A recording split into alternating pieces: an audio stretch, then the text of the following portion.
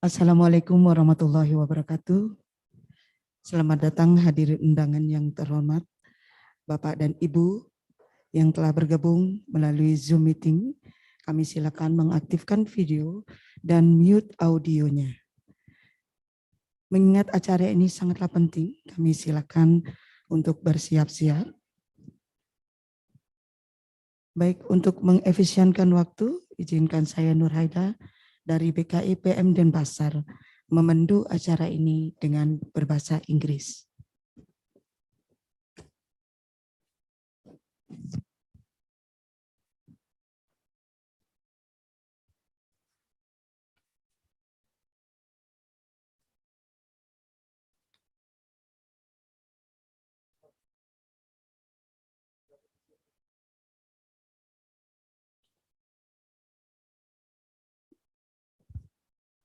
Baik, karena Bapak dan Ibu sekalian, kita akan menunggu dari Bapak Bambang Ponco mungkin belum bergabung. Jadi selamat datang. Ya, sudah bergabung. Maaf. Oh iya, selamat pagi Bapak. Selamat Alhamdulillah pagi. sudah bergabung.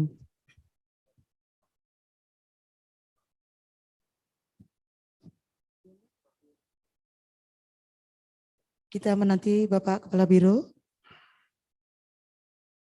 Apakah sudah bergabung Bapak?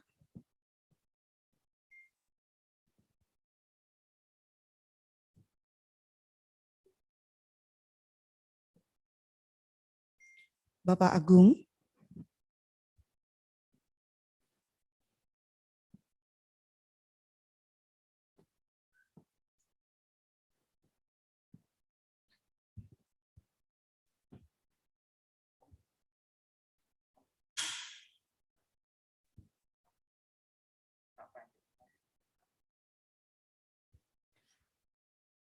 Konnichiwa. Profesor. Konnichiwa. Good morning. Good morning. How are you today? Good, thank you. Oh, how are you? How are you? Ohayo gozaimasu. Ohayo gozaimasu. Terima Genki desu kasih. ka? Genki desu. Arigatou gozaimasu. How about you? Domo arigatou gozaimasu.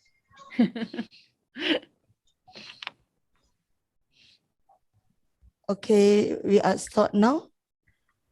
May I?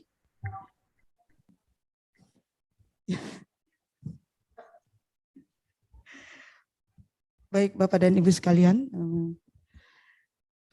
welcome speech. Assalamualaikum warahmatullahi wabarakatuh. Om Swastiastu. Salam Namo Buddhaya. Salam kebajikan. First of all, let us to praise to Almighty Allah Subhanahu wa Ta'ala. Because of His blessing, we are able to attend this event. Ladies and gentlemen, my name is Nur Haida. I will be Master of Ceremony. Honorable Director General of FQIA, Madam Dr. Insinyur Rina MSI. Good morning. Honorable Director of CADIC, Professor Ayako Yoshida, DVM PhD, and board members of CADIC University Miyazaki. Konnichiwa. Good morning. Good morning. Morning.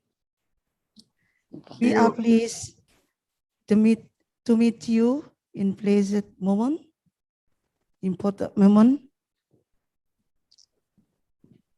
Honorable Vice Director of CADIC, Professor Tamaki Okabayashi, DVM PhD. Good morning.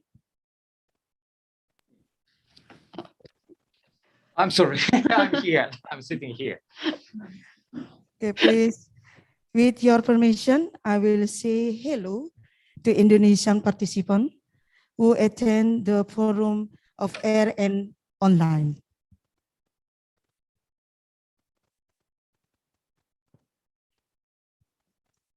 Yang kami hormati, Eksekutif Secretary of FQIA, Mr. Insinyur Hari Mariadi, MSI. Yang kami hormati, Director of Quality and Safety of FQIA, Mr. Widodo Sumianto, API, MM. Yang kami hormati, Visual Expertise for Institute Pertanian Bogor University, Profesor Dr. Bambang Ponco Priyo Suryanto, MS PhD AVET, join in the room meeting. Head of Standards Testing Capacity of FQIA and Cooperation Opportunities, Mrs. Dr. Insinyur Woro Nur Endang Sariati, MP. Head of Bureau for Public Relations and Forest Cooperation, Secretariat General, Ministry of Marine Affairs and Fisheries, Mr. Agung Tri Prasetyo, join in the room meeting. Kepala Pusat Karantina Ikan, Kepala Pusat Standarisasi Sistem dan Kepatuhan, both join in the room meeting. Yang terhormat Kepala Dinas Kelautan dan Perikanan Provinsi Bali, Kepala Balai Besar KIPM Jakarta,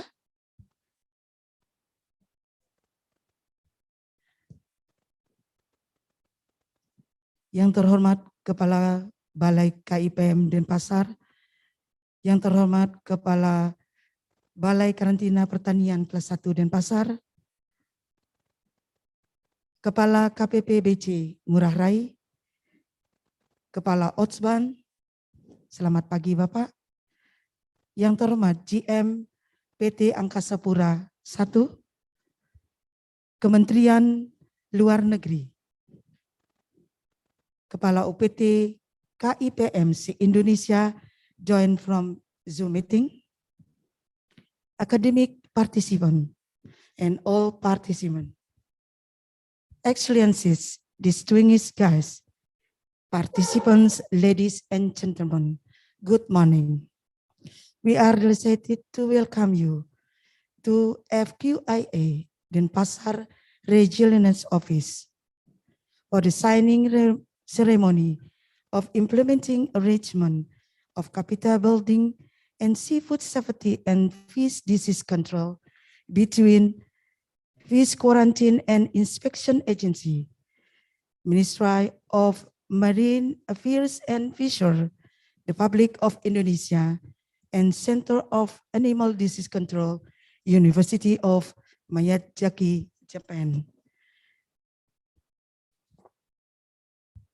Together with symposium strengthening and diagnostic and testing capacity of fish disease, quality and safety of fish and fishery product through cooperation between FQIA of Marine Affairs and Fisheries, Indonesia, and CADIC University of Miyazaki, Japan, November 12 in 2021. Excellencies, distinguished guests, participants, ladies and gentlemen, we are now going to listen to the opening speech delivered by Inclusive Secretary of FQIA. Please welcome Mr. Hari Mariadi. Welcome to the stage.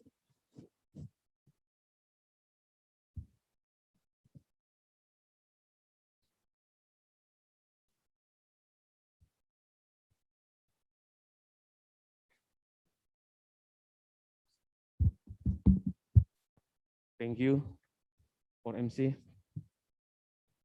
Good morning. The Honorable Dr. Rina, Director General of Fish Quarantine and Inspection Agency, Professor Ayako Yoshida, Director of Center for Animal Disease Control, University of Miyazaki, Japan, Professor Tamaki Okabayashi, Center for Animal Disease Control, University Miyazaki, Japan. Also, Professor Bambang Ponco from Faculty of Veterinary Medicine, IPB University.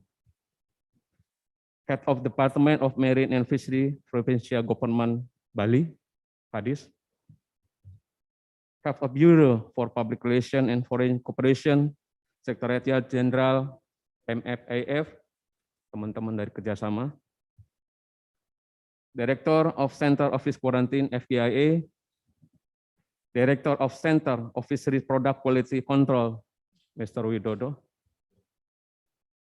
Director of Center Standardization System and Compliance FQIA, Director of Economic Agreement Law, Ministry of Foreign Affairs, maybe it's online, Director of ACIC, Director of Asia, East Asia and Pacific Affairs, Ministry of Foreign Affairs, Dean of Faculty of Marine and Fishery, University Udayana, Bali, General Manager of Angkasa Pura I, Bali, Head of Airport Authority, Area 4 Bali, Head of Custom and Excise, Regional I Gusti Ngurah Rai, Bali, Head of Agricultural Quarantine, Regional Office Denpasar, Ministry of Agriculture, Head of FQIA Regional Office Denpasar, Mr. Anwar, Heads of all FQIA Regional Offices in Indonesia, Om Woro termasuk, Representative of invited University, distinguished guests, ladies and gentlemen who attend this forum of air and online. Assalamualaikum warahmatullahi wabarakatuh. Selamat pagi, salam sehat, Om Swastiastu. First of all, we would like to convey our high appreciation to Center of Animal Disease Control, CADIC University of Miyazaki.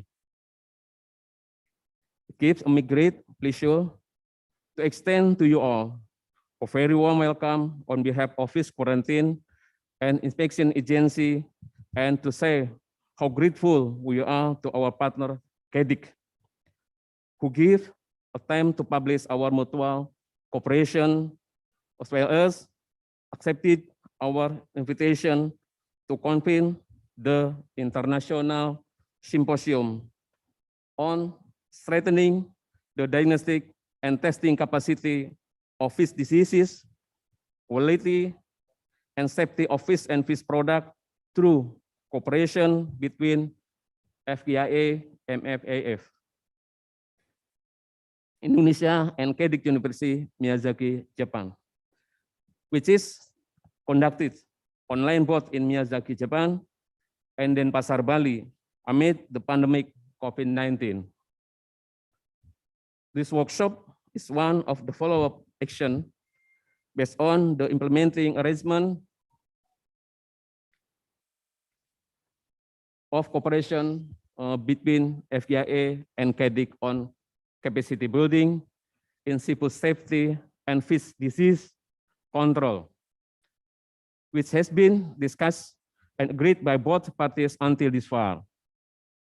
And today is the historical signing ceremony to begin the relationship between CADIC and FQIA to reach mutual development in seafood safety and fish disease control. Madam Director General, the honorable guests, ladies and gentlemen, Professor Yoshida and CADIC board members, I, and a board member in FQIA in the central office, realize that the points of cooperation that have been agreed and will executed in our technical implementing unit, Balai KIPM Denpasar Fish Quarantine Inspection. Those are, one, development and application of technology for detection and or diagnosis of fish diseases and seafood safety disease concern. 2. Capacity building for improvement of ability to detect on or diagnosis fish disease and seafood safety disease concern. 3. Support of tools and technology for detection and diagnosis of fish diseases and seafood safety disease concern. And 4. Sharing knowledge is the field of seafood safety and fish disease control. We will not only end up on those 4 points, but we consider it as the initial part of the next steps in the future that our institution could be the gap is other and the extension of the relationship in some other relevant areas. Madam Director General, the honorable guests, ladies and gentlemen, finally, through this meeting, we hope there will be a positive and fruitful outcome for our institution. And the communication and mutual collaboration between 2 agencies could be optimized to support and strengthen Indonesia's fisheries command's trade to Japan and reversely could be enhanced. Thank you. Good morning. Wassalamualaikum warahmatullahi wabarakatuh.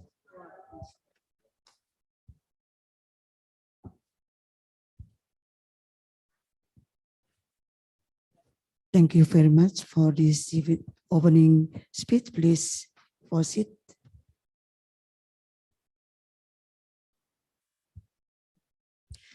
Excellencies, distinguished guests, participants, ladies and gentlemen, it's time for us to listen for the first remarks delivered by the Director of CADIC. Please welcome Professor Ayako Yoshida. Time for you. Thank you for the introduction. Good morning, everyone. Can you hear my voice? Okay. Okay. I would like to say a few words. It's my great pleasure to hold an online signing ceremony here and to conclude the academic agreement between Fish Quarantine and Inspection Agency and the CADIC Center for Animal Disease Control, University Miyazaki. On behalf of CADIC, I would like to express my sincere appreciation to our Indonesian colleagues at FQIA, as well as colleagues on Japanese side. As you may know, University Miyazaki has already concluded academic agreement with Bogor IPB University, Islanger University, Gajah Mada University, Nusa Senda University, and Udayana University in Indonesia. Main purpose of this collaboration is the enhancement of livestock productivity and the enforcement of countermeasures for prevention of animal infectious diseases in Southeast Asia. In addition to meat products, Indonesia is one of top exporters for marine products to Japan, and it's an important country for Japan on the control of fish infectious diseases and seafood safety. As you know, Japanese people love sushi and sashimi, raw fish. Today, FQIA, specializing in fish quarantine and quality inspection, and CADIC, specializing in livestock infectious disease control, is going to sign an academic agreement. As a result of this collaboration, our global network for animal disease control will be cover not only livestock, but also fish infectious diseases. International cooperation and collaboration are among the key issues for the development of academic activities, including research and education at CADIC. I believe this academic agreement with FQIA would definitively facilitate and accelerate the further development of the two institutions by promoting the collaboration in the field of disease control, including exchange programs of students and researchers between two institutions. And in future, I hope our collaboration will lead to the development of livestock and fishery industries and contribute to the improvement of food hygiene in both countries. Thank you very much for your cooperation and understanding. Thank you. Thank you, Professor Ayako Yoshida, for the remarks.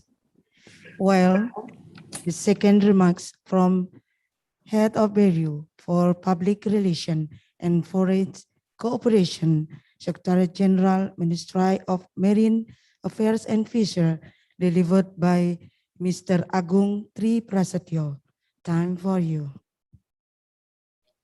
Thank you. Can you hear my voice? Yes, Okay, thank you.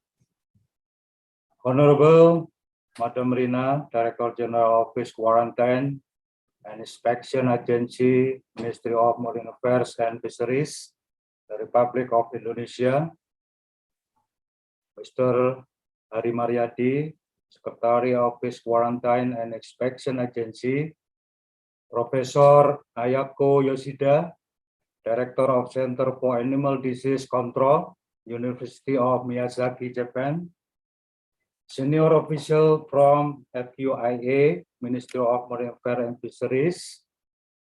Representative official, Ministry of Foreign Affairs, the Republic of Indonesia. Senior official from University of Miyazaki, Japan. Assalamualaikum warahmatullahi wabarakatuh. Waalaikumsalam. Good morning, Om Swastiastu, Namo Buddhaya, Salam Kebajikan. Distinguished guests, ladies and gentlemen, first of all, I'm delighted to be here today to witness the signing ceremony of implementing arrangement concerning capacity building in seafood safety and fish disease control, and would like to express our sincere gratitude to FQIA and CADIC for organizing this event. The implementing arrangement is a significant step for FQIA and CADIC since it gives us a legal basis for both parties to strengthen the implementation of quality and safety assurance system of fish and fisheries products. Distinguished guests, ladies and gentlemen, in recent years, food quality and safety assurance system is one of the most important issues on the current international trade since more and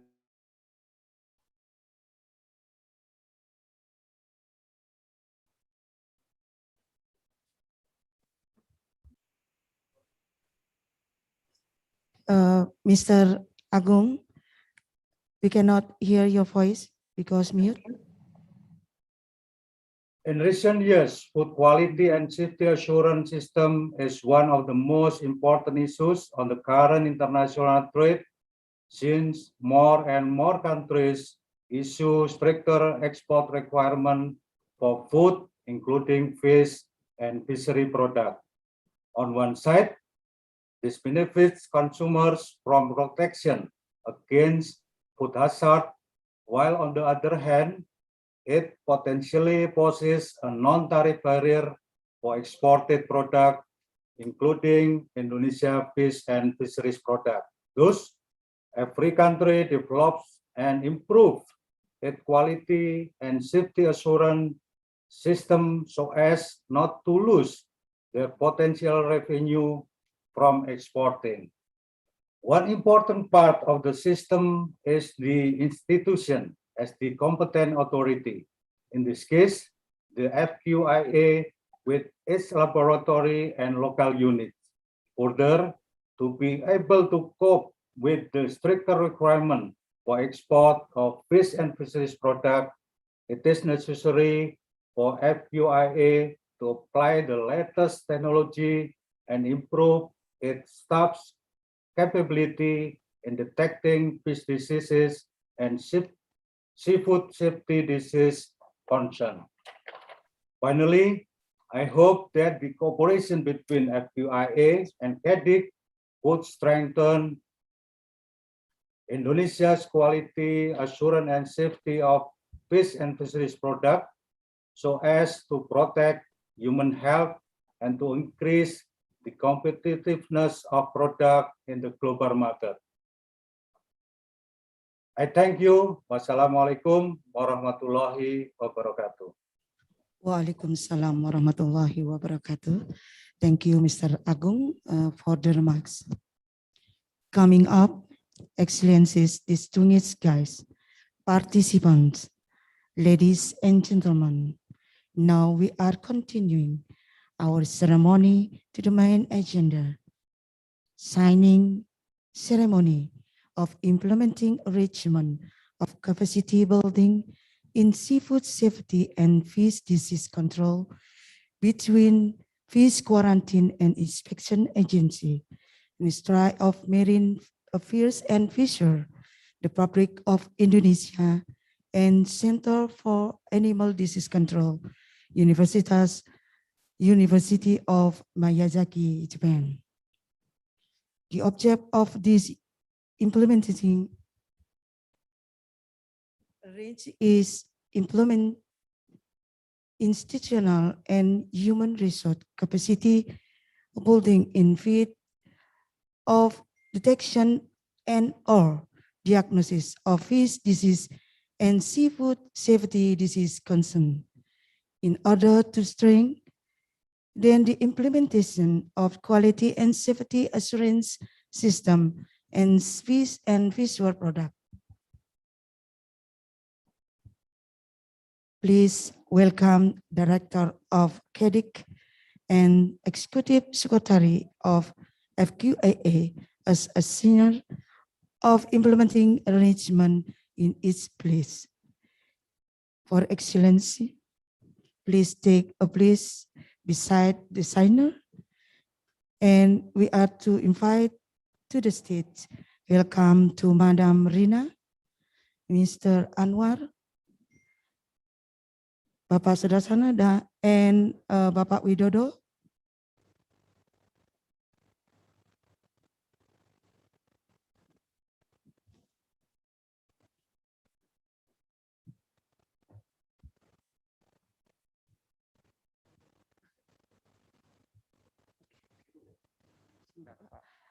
Wait a moment.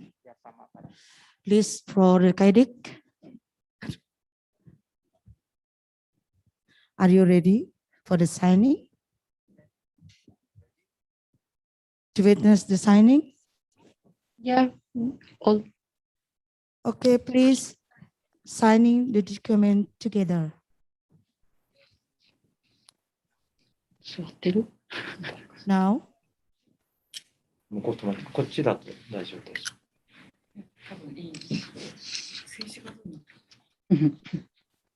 okay, we look Professor Ayako to the sign. Thank you very much. Now, show the sign document to the camera together.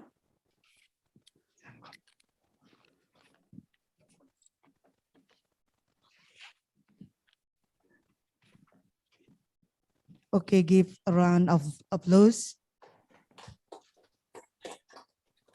西田さん、モニター撮ってモニター。 Now we will hold a photo session. We would like to invite to all in join to the photo session, please. フォトセッションってこれ言ってるんだけど。少ないから私も入って。あ、出たちょっと。やった方が見栄えが。撮った方がいいかな。どうですか。身長的に吉田さん。 Okay. いないとか。You can join all to the photo session. 私だった方がいい。入る入った方がいいですよ。いや、入った方がいいですよ。人数少ないから。いいんですか？はい、いや、次じゃあとりあえず、ちょっとバランスがいい。ものすごい。だ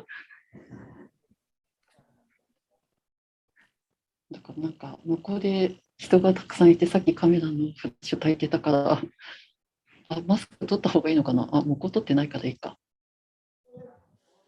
You can show the document, sir. Okay. Mr. Eka.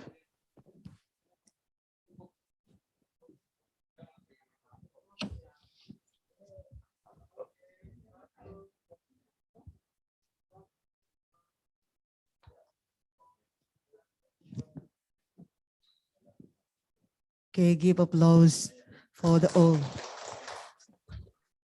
Next ceremony, we will present of gift from Dr. Rina to Professor Yoshida. As please.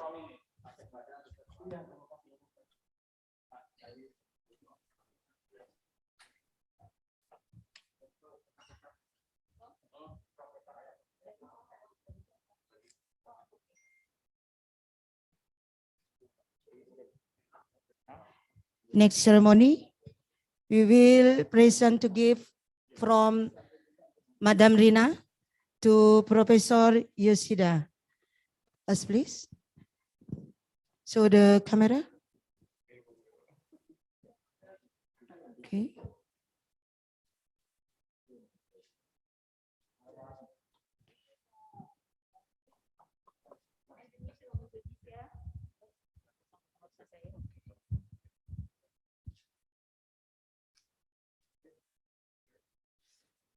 Okay, well, thank you so much. Please be seated.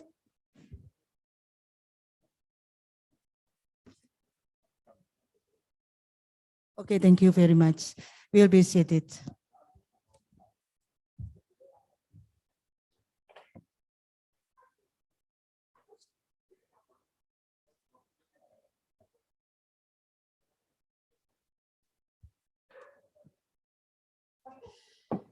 For the next session is the attendant are welcome to BRICS for 5 minutes. We hope that all invited guys and participants in this event until the end. Ladies and gentlemen, now enjoy your meal, please.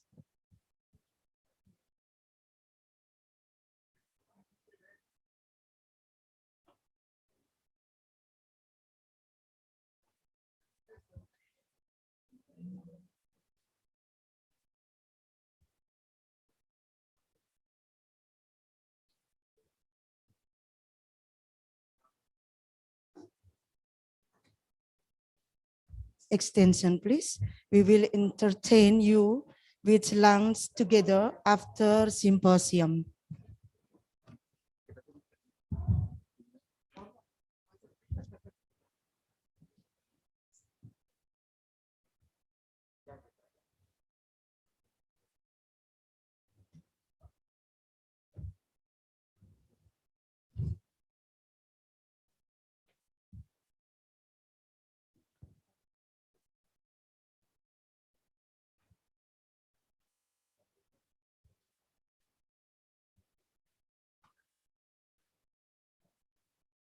Bapak dan Ibu, kami persilakan untuk menikmati hidangan yang sudah disediakan.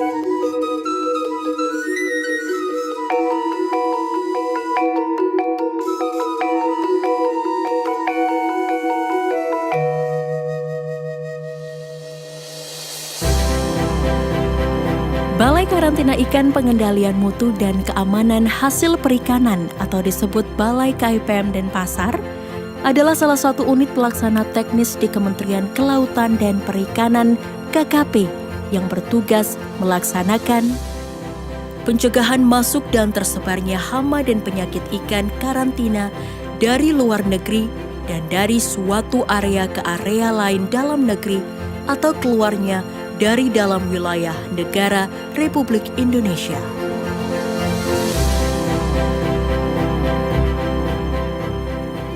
Saya Ibu Tupansiase sebagai Subkoordinator Tata Usaha Balai KIPM Mataram mengucapkan terima kasih yang sebesar-besarnya kepada Balai KIPM Denpasar atas penerimaannya dalam studi banding WBK WBBM. Saya Sarwan sebagai Subkoordinator Kelompok Wasdalin BKIPM Surabaya 1 sangat mengapresiasi atas kerja keras yang dilakukan oleh Balai KIPM Denpasar dalam menciptakan SIMADE IOC, alat penghitung BBL dengan cepat dan akurat. Dan kami mengucapkan terima kasih atas replikasi SIMADE IOC yang telah diberikan. Replikasi SIMADE IOC telah kami gunakan dan sangat aplikatif. Semangat terus dalam berkarya Balai KIPM Denpasar. Salam sehat selalu. Balai KIPM Denpasar berdiri sejak tahun 1986 dan hingga sekarang telah banyak melakukan berbagai macam inovasi serta kegiatan. Seiring dengan kemajuan teknologi yang berkembang begitu pesat, Balai KIPM Denpasar juga melakukan terobosan pada penataan sistem manajemen sumber daya manusia. Dalam bidang pelayanan, tim Balai KIPM memperkokoh pondasi kualitas pelayanan publik dengan membangun dan memperbaharui sarana dan prasarana, guna terus dapat memberikan pelayanan yang optimal dengan memperbaharui tampilan pelayanan terpadu dan menerapkan digitalisasi nomor antrian.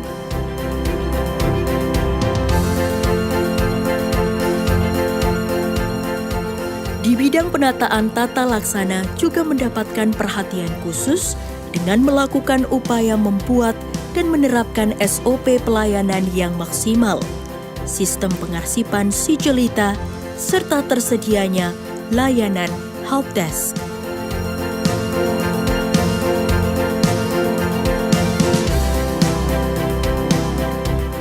Melalui pencanangan pembangunan zona integritas menuju wilayah birokrasi bersih dan melayani, Kepala Balai KIPM Denpasar selaku role model juga memberikan terobosan dengan menetapkan tim kerja pembangunan zona integritas dan menetapkan agen perubahan sesuai dengan mekanisme pemilihan secara terukur dengan menetapkan reward dan punishment kepada pegawai serta penyedia layanan terbaik secara berkala.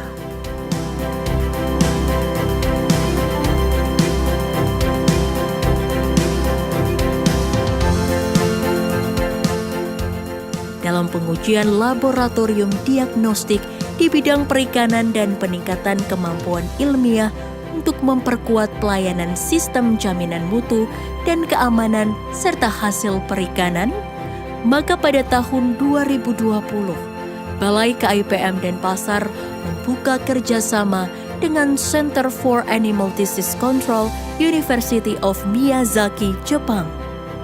Dalam perjalanan menuju perumusan penandatanganan kesepakatan kerjasama tersebut, pihak Center for Animal Disease Control telah mengunjungi laboratorium Balai KIPM Denpasar pada tahun 2018, serta memberikan dukungan dan bantuan berupa informasi teknologi dan bahan pengujian terbaharukan. Bentuk dukungan tersebut berupa pemberian 30 pasang basa primer target untuk pengujian penyakit ikan dan keamanan hasil perikanan menggunakan teknik amplifikasi asam nukleat atau PCR, diantaranya adalah 9 virus, 20 bakteri, dan 1 jamur. Dengan adanya dukungan pengembangan teknologi oleh Center for Animal Disease Control, maka pada tahun 2021, Laboratorium Balai KIPM Denpasar telah berhasil melakukan inovasi pengujian laboratorium pada pengujian bakteri keamanan pangan, E. coli, dan Salmonella sp. Lama waktu pengujian yang sebelumnya dilakukan 8 dan 5 hari, dengan adanya inovasi tersebut dipersingkat menjadi 2 hari pada kedua pengujian tersebut.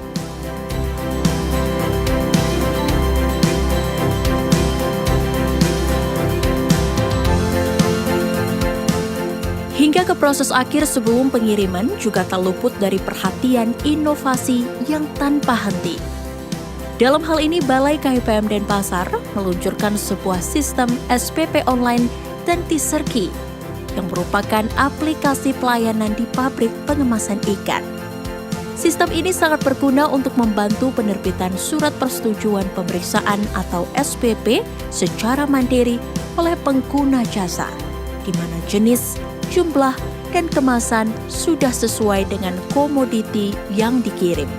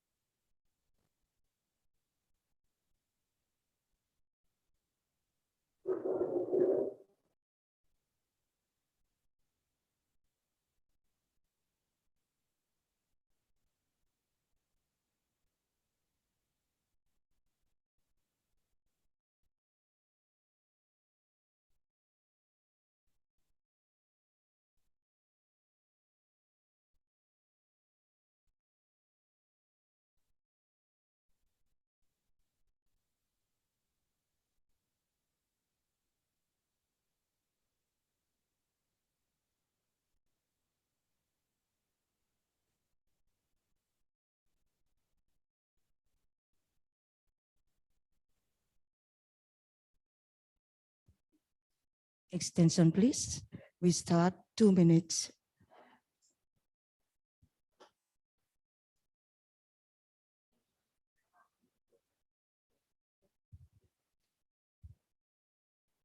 All right, ladies and gentlemen, we will waiting for the 2 minutes to start the symposium.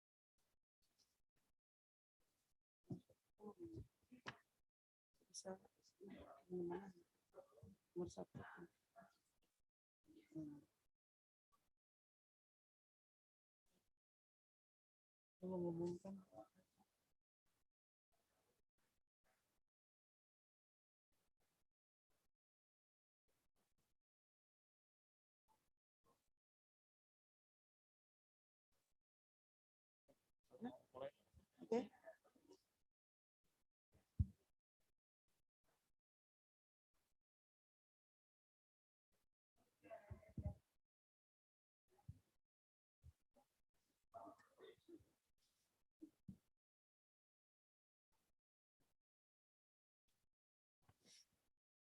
Ladies and gentlemen, we want to start for the symposium. Please be seated.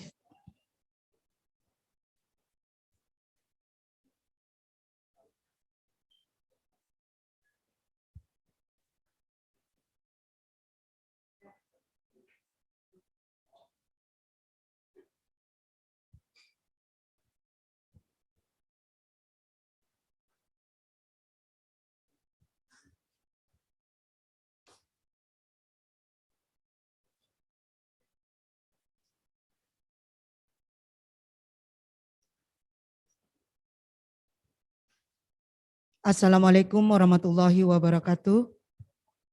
Om Swastiastu. Excellencies, distinguished guests, participants, ladies and gentlemen. Now we are continuing our ceremony to the next agenda, the International Symposiums Strengthening Diagnostic and Testing Capacity of Fish Disease, Quality and Safety of Fish and Fisher Products through cooperation between FQIA, Ministry of Marine Affairs and Fisheries Indonesia, and CADIC, Universitas University Miyazaki, Japan. There is to hear the keynote speech, which will be delivered by Director General of FQIA, Madam Rina. Please. Thank you.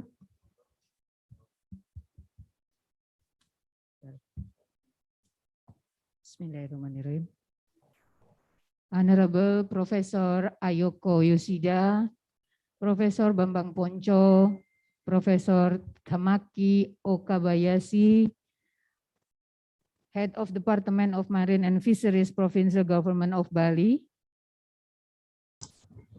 Head of Airport Authority Area Fort Bali, General Manager of Angkasa Pura First in Bali, and all participants who attend the symposium with theme strengthening the diagnostic and testing capacity of fish disease, quality and safety of fish and fishery product through cooperation. Assalamualaikum warahmatullahi wabarakatuh. Om Swastiastu. Good morning for all. And allow me to presenting the role of Fish Quarantine Inspection Agency, which the subject of health, quality, and safety assurance of fish and fishery product in Indonesia. In general, based on law in Republic of Indonesia number 21 and 2019, quarantine, please next slide. Quarantine is a preventing system of the introduction, exit, and spread of pests and disease of animal, fish, and plant, as well as a control system of quality and safety of food or food, genetic modified organism, genetic resources, biological agents, invasive species, plant and endangered species in wildlife from the introduction, the spread of one area to another, and or exit from the territory of the Republic of Indonesia. A quarantine system in Indonesia, especially for fisheries, consists of first is preventing disease introduction from import, preventing disease spread out, preventing disease spread within the country, and preventing from transit. Based on function in Ministry of Marine Affairs and Fisheries, the task of Fish Quarantine Inspection Agency are first, formulating technical policies, plan and program in the field of fish quarantine, quality and safety assurance system, as well as the safety sustainability of fisheries resources. The second is implementing of fish quarantine, quality and safety assurance system, as well as the safety sustainability of fisheries resources. The third is executing the monitoring, evaluation and report of the implementation of the fish quarantine, quality and safety assurance system, as well as the safety sustainability of fishery resources. And the fourth is other tasks as stipulated by the Minister of Marine Affairs and Fisheries of the Republic Indonesia. Next slide, please. Today, we are face and several main issues we face today. The first is about quality and safety product issues. We didn't want to get or have a fishery product that have natural toxin like alpha-toxin, histamine, marine biotoxin, heavy metal like plumbum, and cadmium, chemical substance like formalin or borax, etc., biological substance and physical substance and the last is antibiotic or drug residue.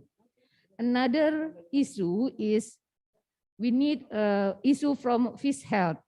We have to concern about the zoonosis, shrimp disease, and new emerging disease. The last is for sustainable of fishery resources issue like genetic modified organism, genetic resources, and invasive species. We have a conceptual background. The first is our opportunity today in this situation. The global demand of food and nutrition is our opportunity. Next slide, please. Economic growth and state income, the increasing of export volume and value, employee absorption, and high nutrient for the food like high protein content, unsaturated fat omega-3 content, useful for growth and development. We face the challenges. The first is international requirement on quality and safety assurance of fish and fishery product is getting strict. Getting stricter day by day, and every country have regulated for every product. The second is fishery products objection case in the destination country.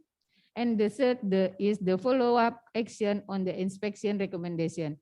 The solution is we have to strengthening the health, quality, and safety of fish and fishery product from upstream to downstream to comply with the international requirement. So who will be responsible for this? It should be government and stakeholder. We have worked together to get that good solution for this situation. Next slide, please. We in Fish Quarantine Inspection Agency have a scope of work to implementation of health and quality and safety fish and fishery product from upstream to downstream. Three zona: bird infection for the product which import to Indonesia, inside the Indonesia, and another country that we will export from Indonesia. Every zona have step that we have to do to sure that we will get the good food with standard quality we need. In border inspection, we have several activity like fish disease control and safety of natural resources and quality and safety assurance of fish product. The place is in airport, seaport, or in border. And inside the country, we collaborate with Directorate General of Aquaculture and Directorate General of Capture Fisheries, Directorate General Aquaculture for standard hatchery, standard farming, standard feed and fish drug, and monitoring residue, feed and drug. And then for Directorate General Capture Fisheries for the vessel and port at landing site. The FQIA, Fish Quarantine Inspection Agency, will monitor the biosecurity from the activity in aquaculture and from capture fisheries. FQIA will give the quality assurance system verification upstream and downstream. And at the processing unit, we have activity for inspection and then give them certification, health certificate, and for fish health quality and safety fishery product. For information, our quality system recognized internationally, and product from Indonesia acceptance in 158 countries. And we have a data for export, import, domestic report, and etc. Next slide, please.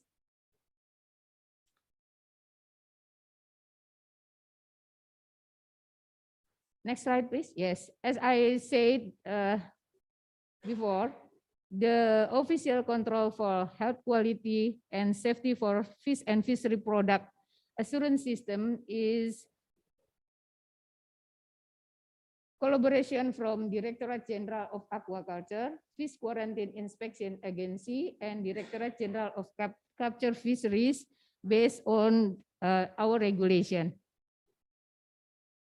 And then for the import standard for fisheries commodities and the carriers, please, next slide.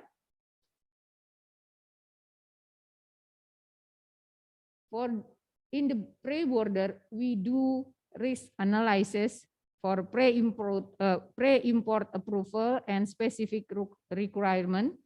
And in border, we do a risk assessment.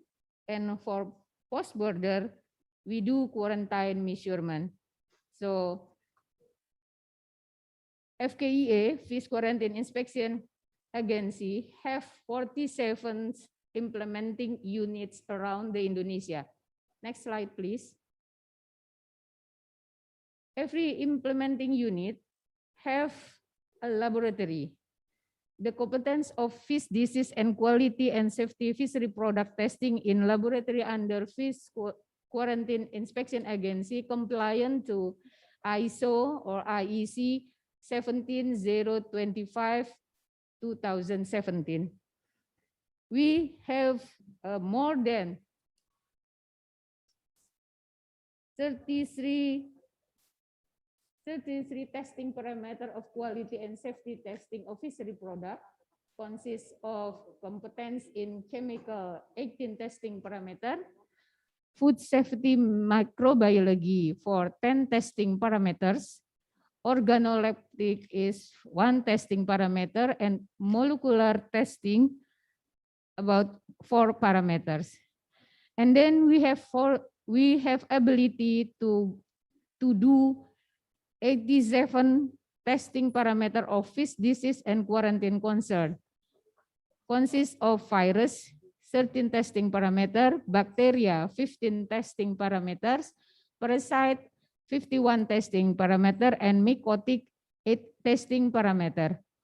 Our laboratory is standardized by ISO 901/2050 for quality management standard, ISO 17025/2017 for laboratory testing standard, ISO 17020/2012 for inspection authority, ISO 17043/2010 for proficiency test, and the last is 3001/2016 for anti-bribery. The next slide, please. Today, the acceptance of Indonesian export fishery commodities globally, the potential market is United States, Latin America, European Union, Middle East, China, Japan, of course, and Australia. And Indonesian fisheries products are accepted in 158 countries of the world. Next, please. The dominant live fish export in 2020,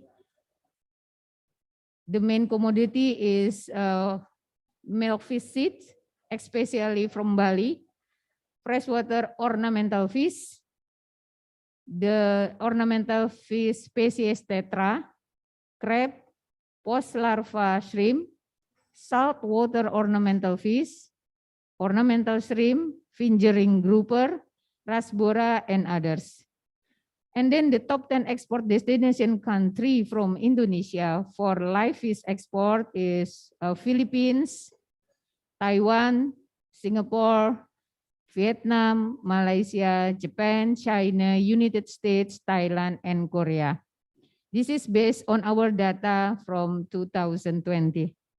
Next, please.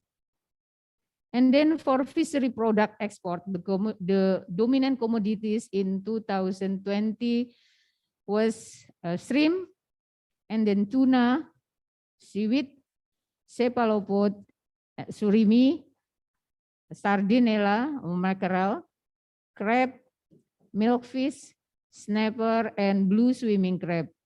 And the top 10 export destination country was China, United States, Thailand, Japan, Malaysia, Taiwan, Singapore, Vietnam, Italy, and Hong Kong.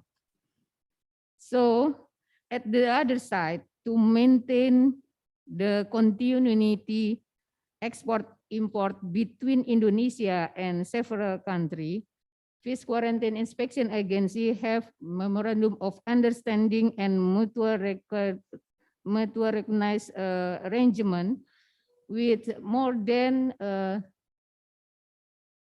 39 partner countries globally, which is Canada, European Union, including Norway, Saudi Arabia.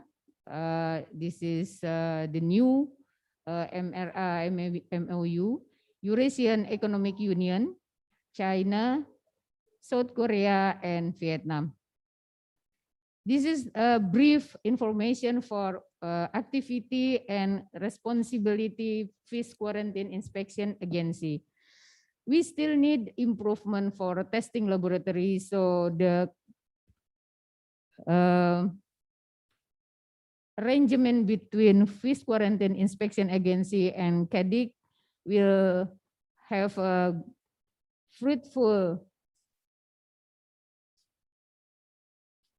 cooperation for both of us, for both institutions, to improve our capacity building and, of course, to improve our competency in testing quality for fisheries. So this is my information. Thank you for listening and watching. Assalamualaikum warahmatullahi wabarakatuh.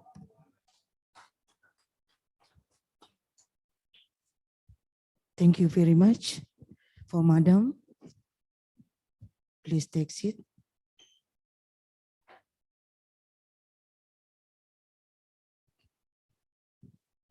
An excellent presentation from you keynote speakers. Right, ready, ladies and gentlemen, we invite you to enjoy the symposium panel session. Welcome will be moderated by Mrs. Nidesa Nyoman Pratyani, SSTPI MSc, and welcome Dr. Insinyur Woro Nur Endang Sriati, MP, will be short person. You may take the front.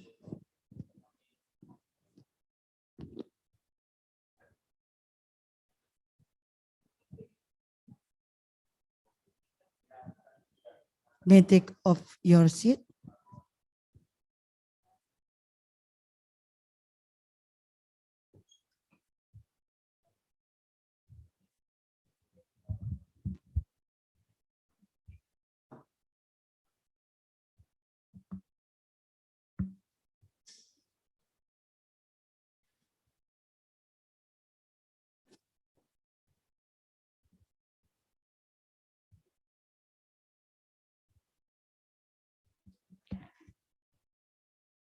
I will introduce the moderate sis. Name is Nidesa Pratyani, born in Ujung Pandang, 12th of September 1980. Working on Balai KIPM Denpasar, functional PHPI Muda, the formal study are D4 on STP in Jakarta, Curtin University of Technology in Australia, informal study or in-house training inspector mutu, group training course on prevention of culture fish disease and fish-borne disease, and has a CCP. Okay, time for you, Ms. Desak.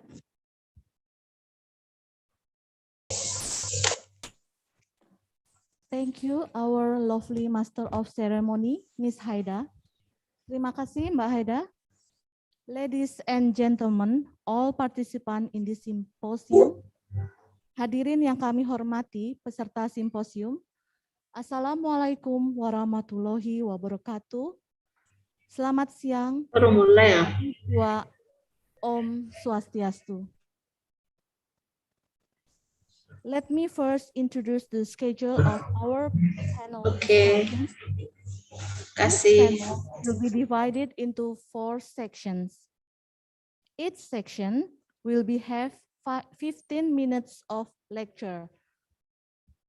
Hadirin yang kami hormati, diskusi panel ini akan terdiri dari 4 bagian. Setiap bagian akan berlangsung pemaparan selama 15 menit.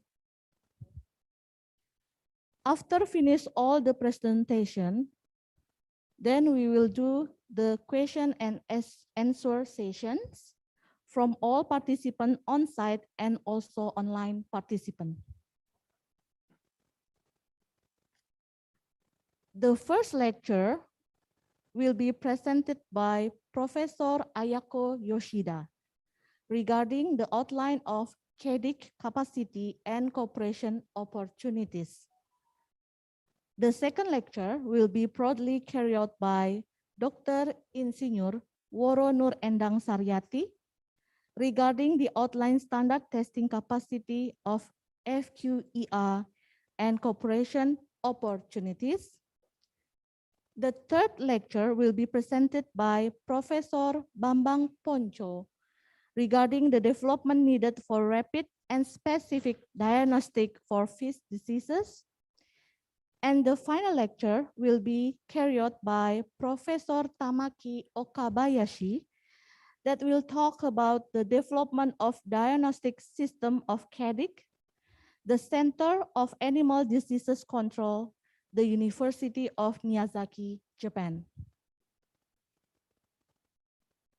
Hadirin yang kami hormati, pemaparan pertama adalah materi dari Profesor Ayako Yoshida tentang profil CADIC dan usulan peluang kerjasama.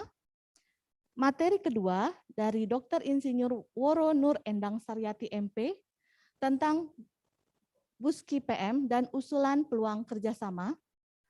Materi ketiga akan dibawakan oleh Profesor Bambang Ponco terkait kebutuhan pengembangan diagnosa cepat dan spesifik pada penyakit ikan. Dan materi terakhir akan dibawakan oleh Profesor Tamaki Okabayashi tentang pengembangan sistem diagnosa di CADIC, Jepang.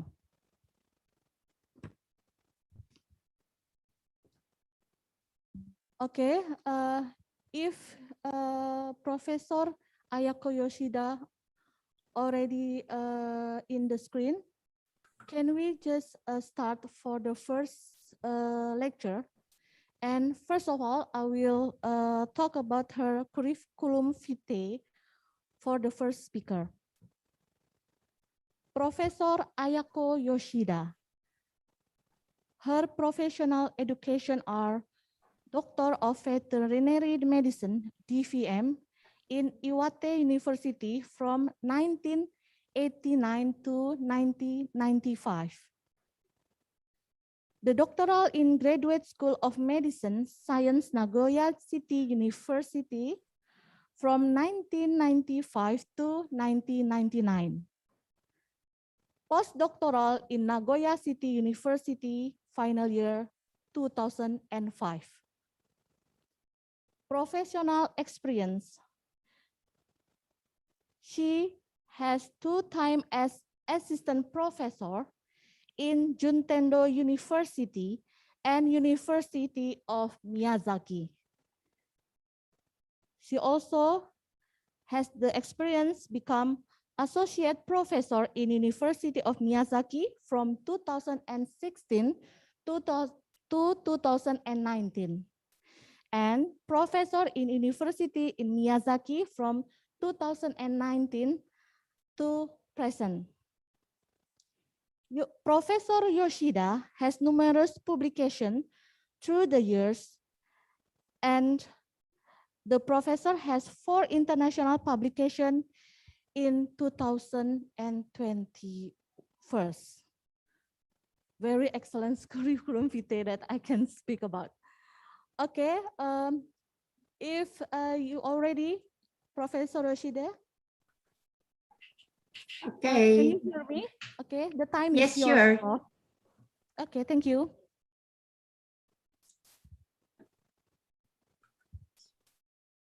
Can I share my presentation?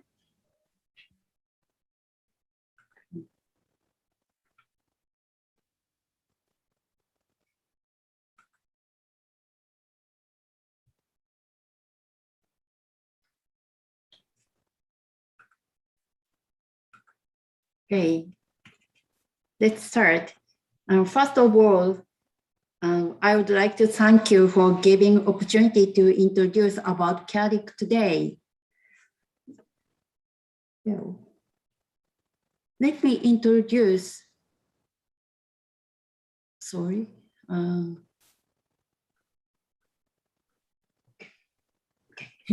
Let me introduce our university and location first. UM is in Miyazaki Prefecture here. It's southern part of Japan. And our prefecture is one of the leading livestock production bases in Japan.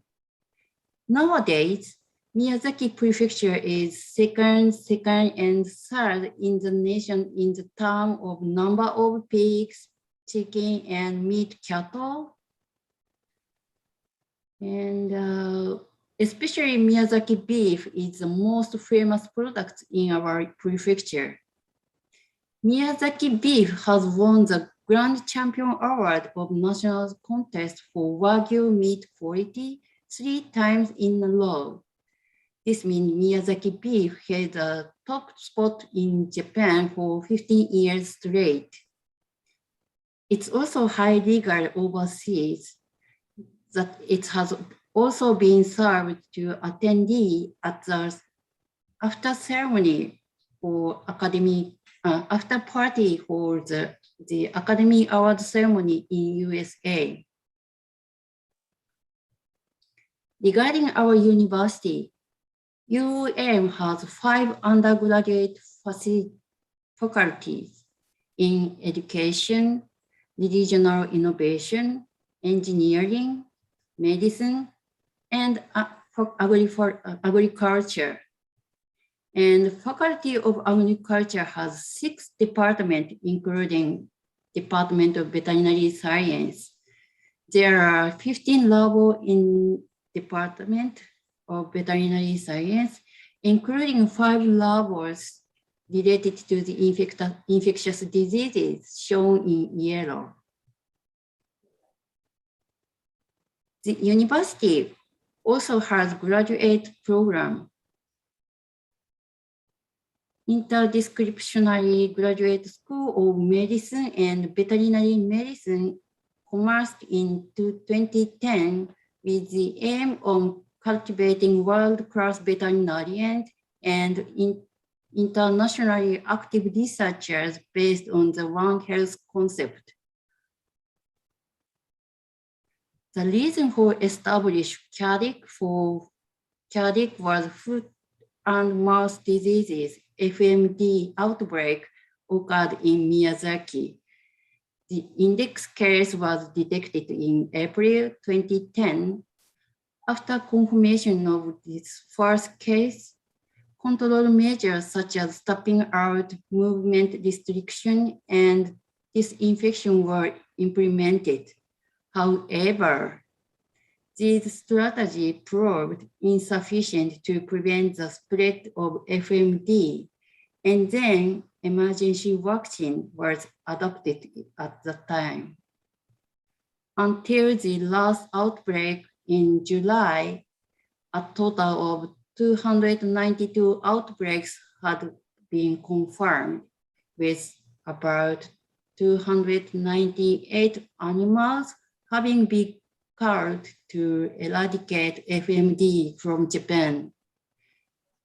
As a result, this FMD outbreak caused serious losses to livestock industry in Miyazaki Prefecture.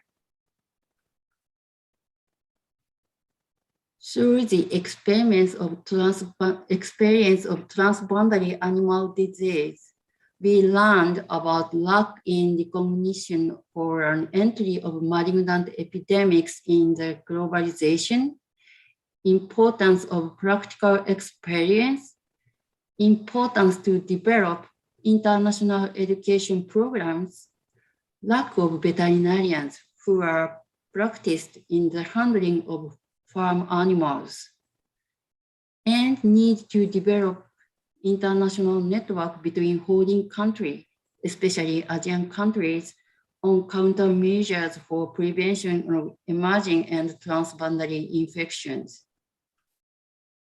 To solve these problems, CADIC was established in October 2011 as a unique educational and research center for livestock disease control in Japan.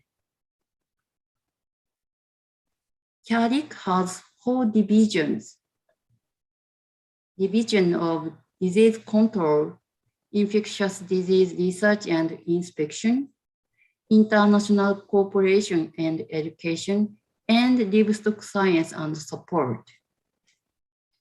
Through the collaboration of these 4 divisions, we undertake activities to tackle research topics associated with animal disease control. And we are aiming at following 4 points: advanced research for disease control, technical development for livestock food product, regional and international contribution for disease control, and development of global human resource for leader of disease control. To achieve these goals, we've formed the Global Network for Prevention and Control Transboundary Animal Diseases with 89 institutions in 27 countries. As for our facilities, Infectious Disease Research Unit is a joint research center with facility of BSL 1, 2, and 3 level labs and various equipment and devices for infectious disease research. In this picture is a CT scan for cattle. This machine can inspect cattle with weight up to 1 ton, very big cattle. We apply this machine to evaluate Wagyu meat quality. As shown in this slide, the fat crossing in the meat is examined by CT scan. This method has a benefit to evaluate meat quality within young-aged cattle. Regarding development of global human resources, CADIC conducted joint research project, holds seminar and symposium, and accepts exchange researchers from overseas partners in order to establish international team for global countermeasure against animal infectious diseases. This slide shows our advanced educational course for animal disease control. For example, international epidemic prevention coursework, crisis management coursework, epidemic prevention countermeasure coursework, and preventing diagnosis coursework and trainings are available for trainees. We provide educational courses for undergraduate student, graduate student, and also professional veterinarians. For young researchers, Japan-Asia Youth Exchange Program in Science, we just call Sakura Science, is the program for enhancing exchanges between Asia and Japan of the youth. as well as studying animal infectious diseases. Trainees also experienced Japanese traditional culture. They wore kimono dress like this. And in my memory, they also enjoyed Japanese tea ceremony. Well, from 2017 to 2020, we conducted JSPS Core 2 Core program with Bogo Agricultural University and National Institute of Animal Health, Thailand, in order to enhance the livestock productivity and the enforcement of countermeasures for prevention of animal infectious diseases in Southeast Asia. Under this program, we worked together these activities. Identify the distribution of important livestock infectious diseases that cause serious damage to the livestock production, such as FMD.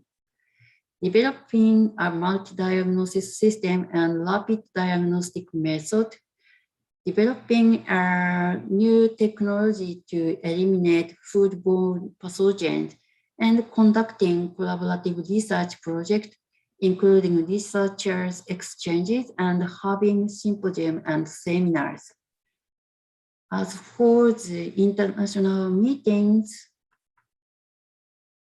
we had conference in Bangkok, Thailand in 2017, Bali, Indonesia in 2018, and Miyazaki, Japan in 2019.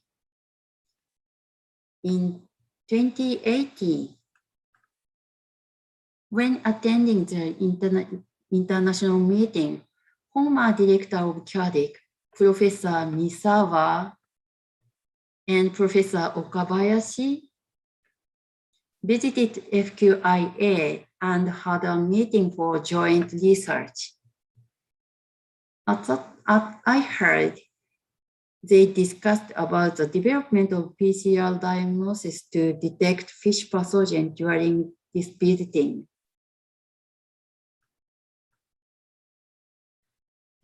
Based on this platform, we started SATOLEPS project with Thai side from the last year. SATOLEPS is a program supported by Japan Science and Technology Agency, JST, and the Japan International Cooperation Agency, JICA, to promote international joint research. Based on the needs of developing countries, the program aims to address global issues and leads to research outcome or practical benefit to both local and global society.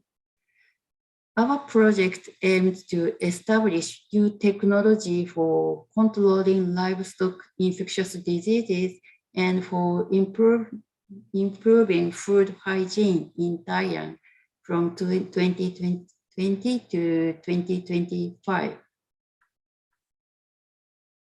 This slide shows collaboration topics in this project.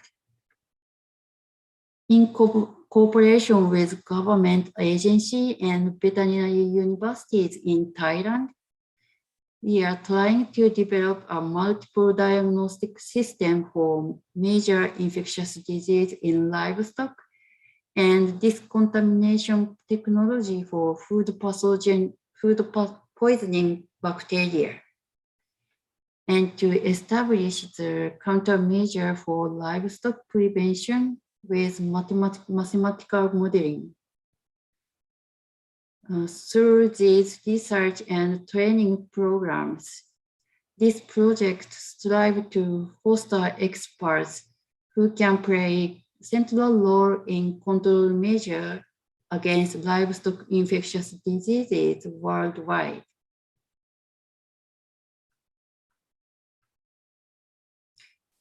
As for the collaboration with Indonesia, Indonesia is important importer of marine products for Japan. Sorry for this Japanese graph. Orange column indicates percentage of import from Indonesia, especially Indonesia. This graph, especially Indonesia is third largest importer of shrimp for Japan. As you may know, Japanese people love sushi and sashimi. So considering this situation, through this collaboration with FQIA Indonesia, CADIC is going to support identify the distribution of important fish disease, infectious diseases that cause serious damage to fish production, to develop multiple and rapid diagnosis system and new technology to eliminate foodborne pathogens, and to collaborate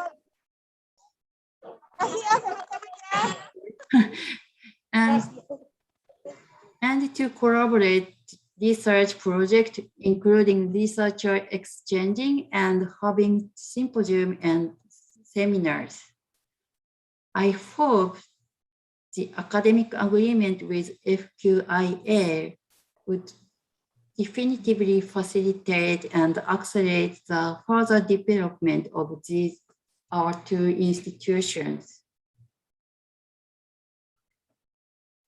Thank you for your attention. Thank you.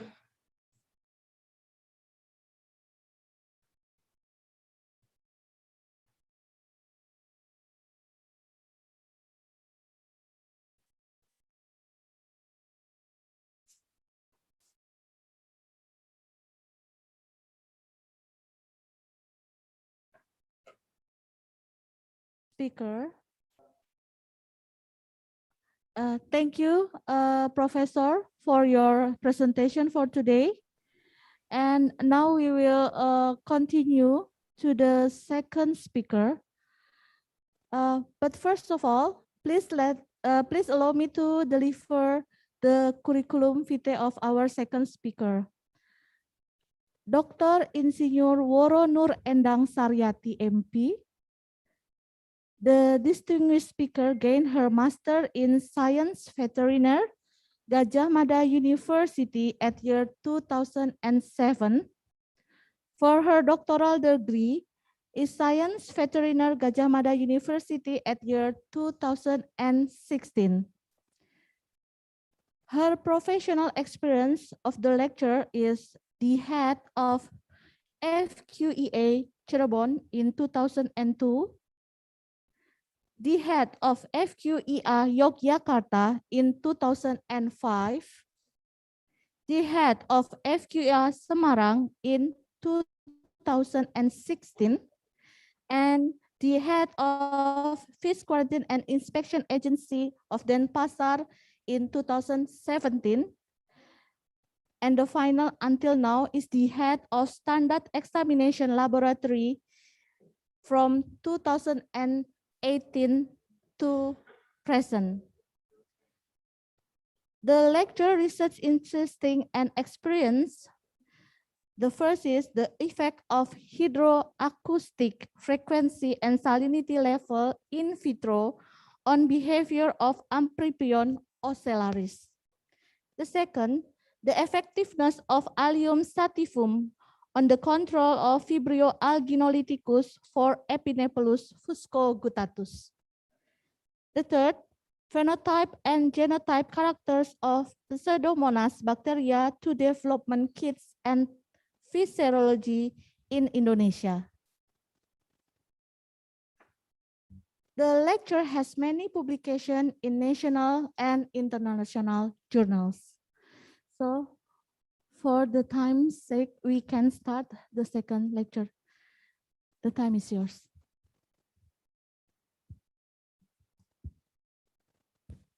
Bismillahirrahmanirrahim. Mohon izin Ibu. Assalamualaikum warahmatullahi wabarakatuh. Good morning, Honorable Prof. Ayako, Prof. Tamaki, Prof. Bambang, Ponco, and distinguished ladies and gentlemen. We will give a presentation with theme standard testing capacity of FQIA and cooperation opportunities.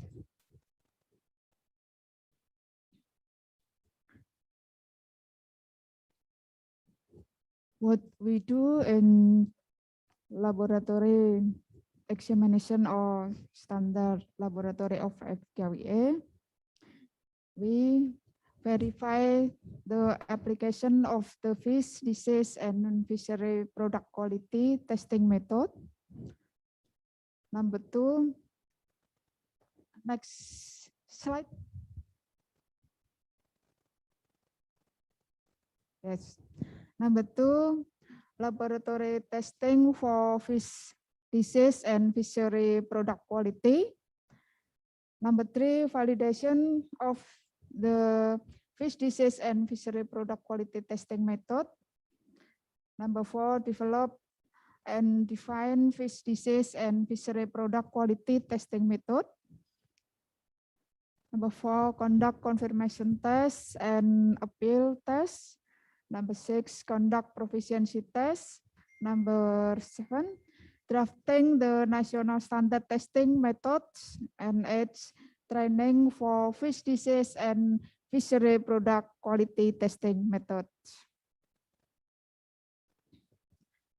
The role of FQIA STL, next we call laboratory in fish and fisheries product quality and safety assurance system in Indonesia. My laboratory under FQIA main duties and performance, testing method, validation, drafting national standard of testing laboratory to report Center of Standardization System and Compliance FQIA, and set as reference for technical implementing unit laboratory.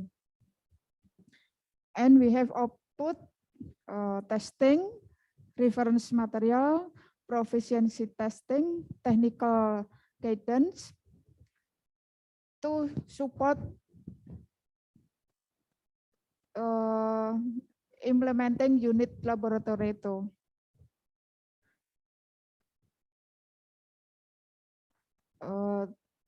And to implementing for lab capacity improvement and application method, which become the basis for making health certificate for fish delivery on export, import, or domestic. So, laboratory reference become part of assurance before. Sebelumnya. Yeah. So, laboratory reference become part of assure fish and fisheries product quality and safety. The next.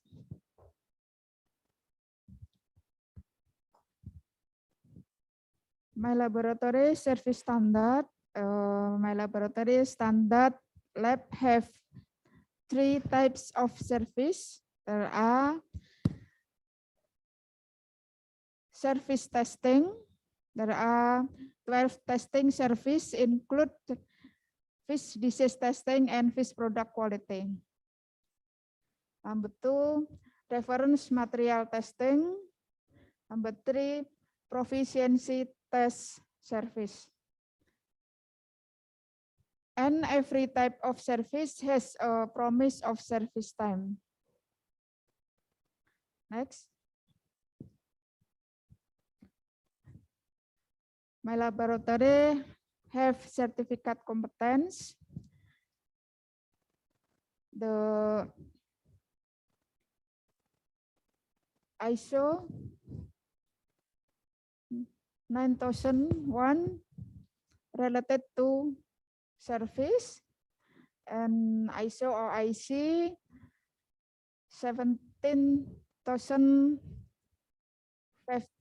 related to testing, and ISO 70040 related to proficiency test.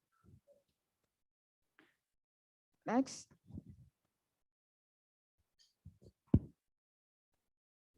This is accredited at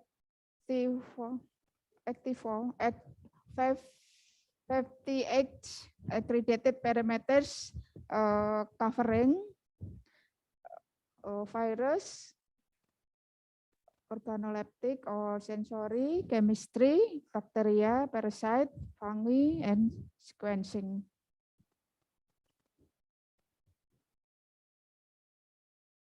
And proficiency testing accredited parameters, 17 parameters on IC 17,430.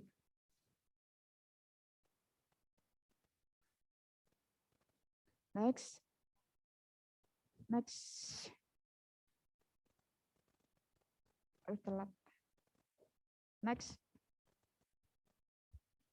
Operatornya di mana? Next.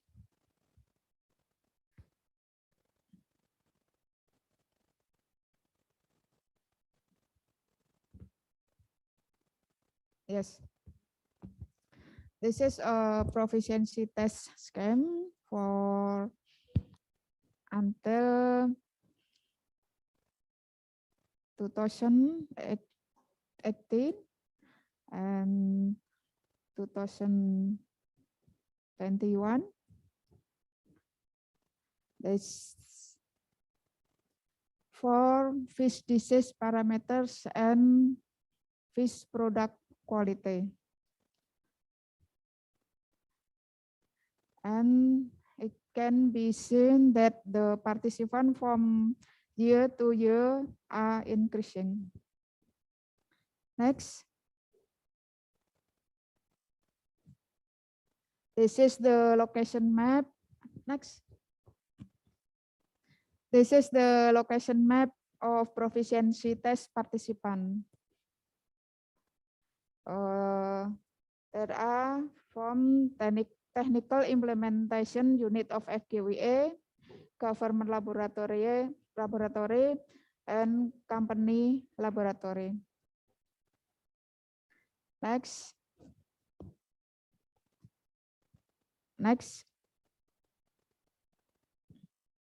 Operatornya di mana? Kurang kita. Ya. Since 2018, we are taking the proficiency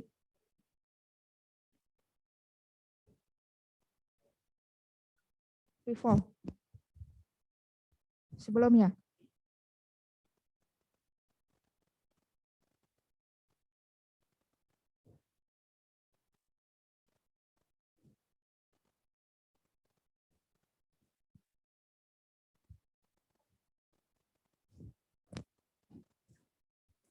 Operatornya mundur satu.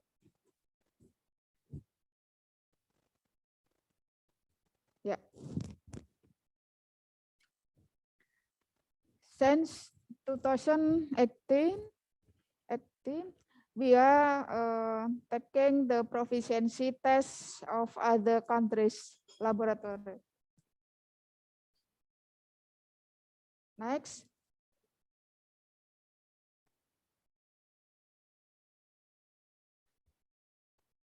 reference material provided in the form of isolate, preparation, and plasmid. There are reference for testing fish disease and fishery product quality. Next.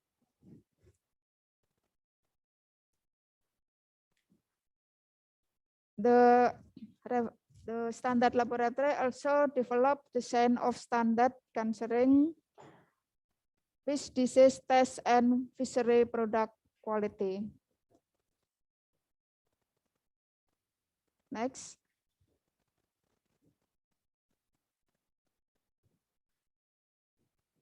Next.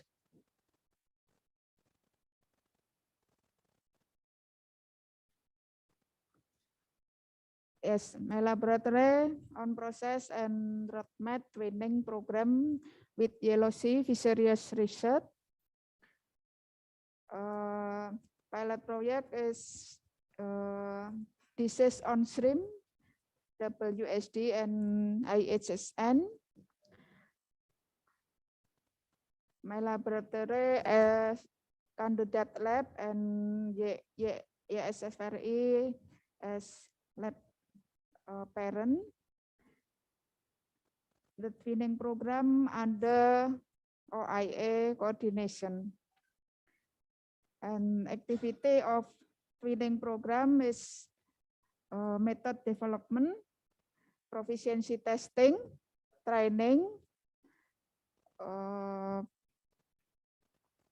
reference of standard, and surveillance. Next. This is a realization OIA training program and first year. The activity and training on reference on parent lab and visit on candidate lab. Next.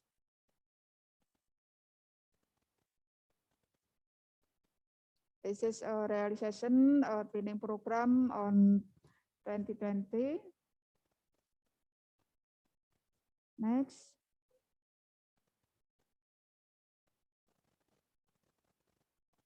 This is next.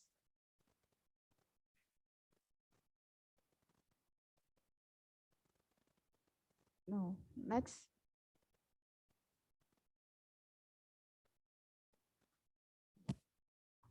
Oke, sebelumnya yang tadi sebelum gambar.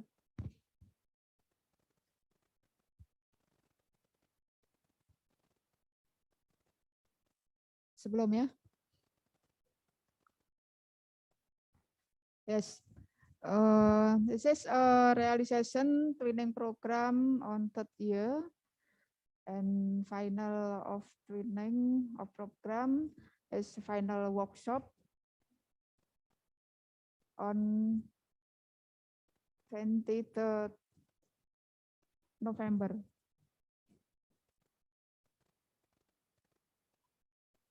Next.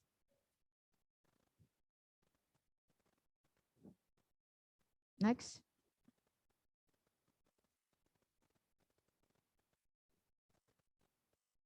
Yes.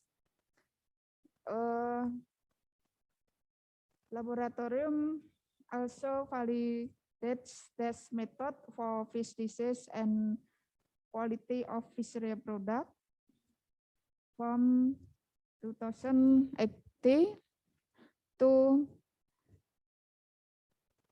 2021.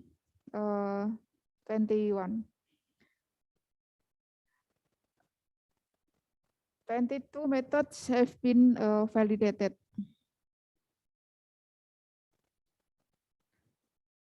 Next.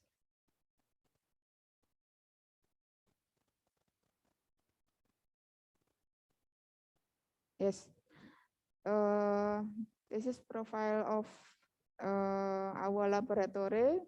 Consists of 10 testing rooms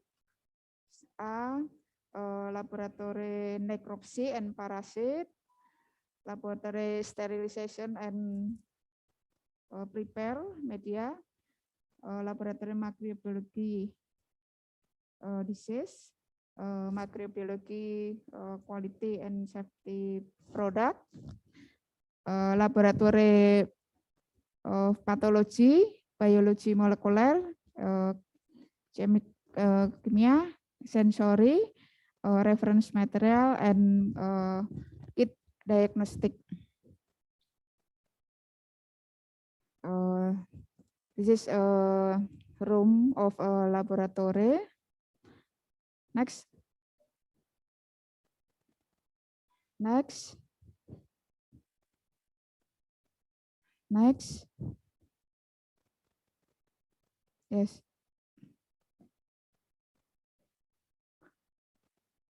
Okay.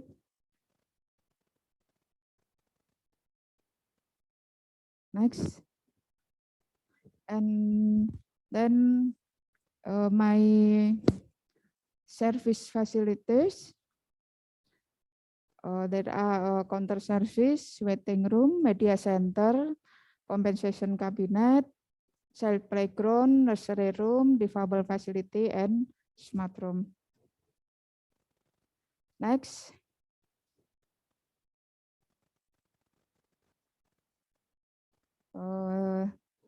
This is a laboratory, my laboratory. Also destructive fishing testing.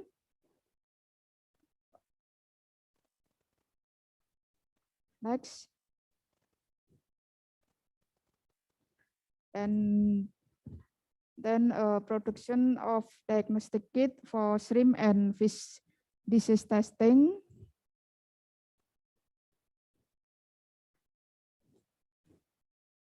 For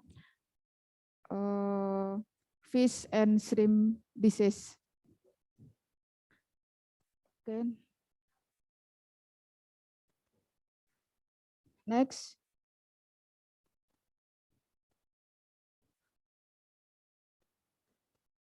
There are any innovation my laboratory. Next.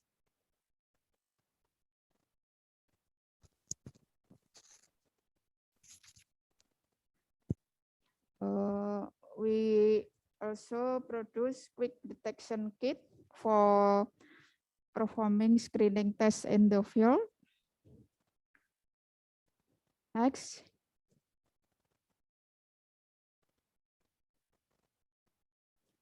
And during the COVID-19 pandemic, the laboratory provides drive-through service to reduce contact with users of the service.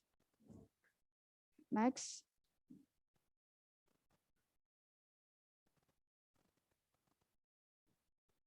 Next.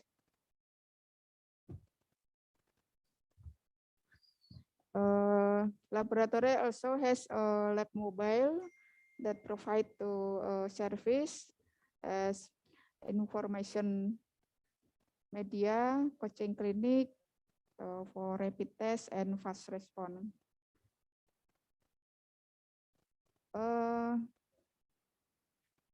And we has a scientific journal and publish it every 6 months. Next.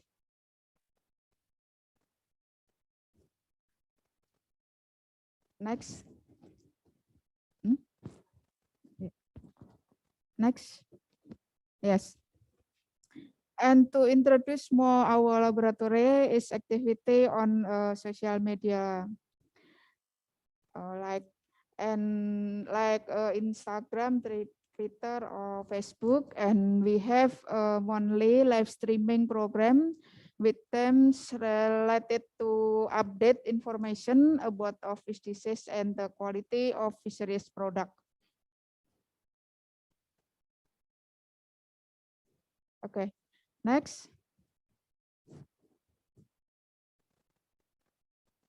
Yes, laboratory as the FQIA reference lab also offers many opportunity to make a collaboration as well as expanding network in the field of laboratory testing. We propose you some areas that we could join work together, and we hope that the MOU is the initial step and the next phase FQIA atau laboratory ready to make cooperation with CADIC Japan and on field including seminar or workshop testing of fish disease on food safety, surveillance, outbreak of shrimp commodities, testing of genetic mutation in fish, handling of fish disease outbreak, and number 2, proficiency test or compare test. Finally, thank you. Next, thank you for listening and watching.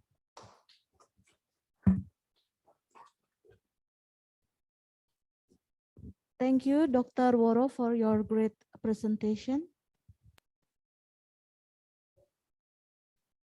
Ladies and gentlemen, all the participants of this symposium, let's we move to the third agenda. May I say hello first to Professor Bambang Ponco? Hello, Professor. Can you hear me? Yes. Hello. Good. Still morning here. Yeah. Thank you for your presentation for today. Please allow me to introduce your curriculum vitae first. Okay, please. After that, you have 15 minutes presentation. Okay. Okay. Our third speaker, Profesor Dr. Hewan Bambang Ponco Priyo Suryanto, MS PhD EpiVet DACCM.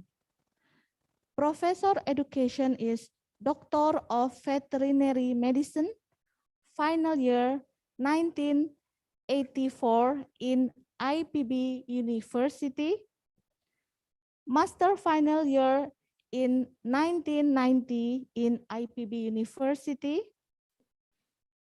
He has doctoral in final years 1995 in United Graduate School of Veterinary Sciences, Yamaguchi University of Japan. Postdoctoral within 6 months in the final year 1999. His private specialization, the first is expertise in veterinary pathology, EpiVet in 2009, Diplomat Asian College Conservation Medicine, DACCM in 2013. Professor Bambang Ponco has many professional experiences such as counselor of the World Veterinary Association, WVA, from 2020 until present.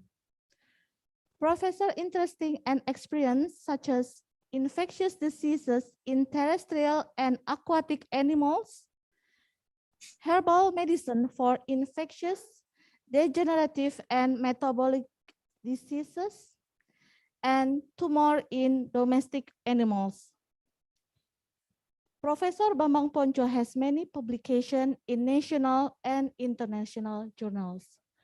So, Prof, if you're ready, the time is yours. Okay, thank you,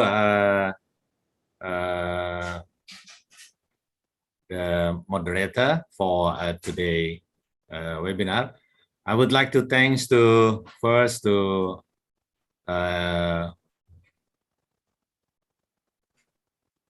Denpasar Quarantine Inspection Agency, and also to my best friend from Miyazaki, Tamaki, and also Ayako Sensei, Yoshida Sensei, Hajime Maste. How are you?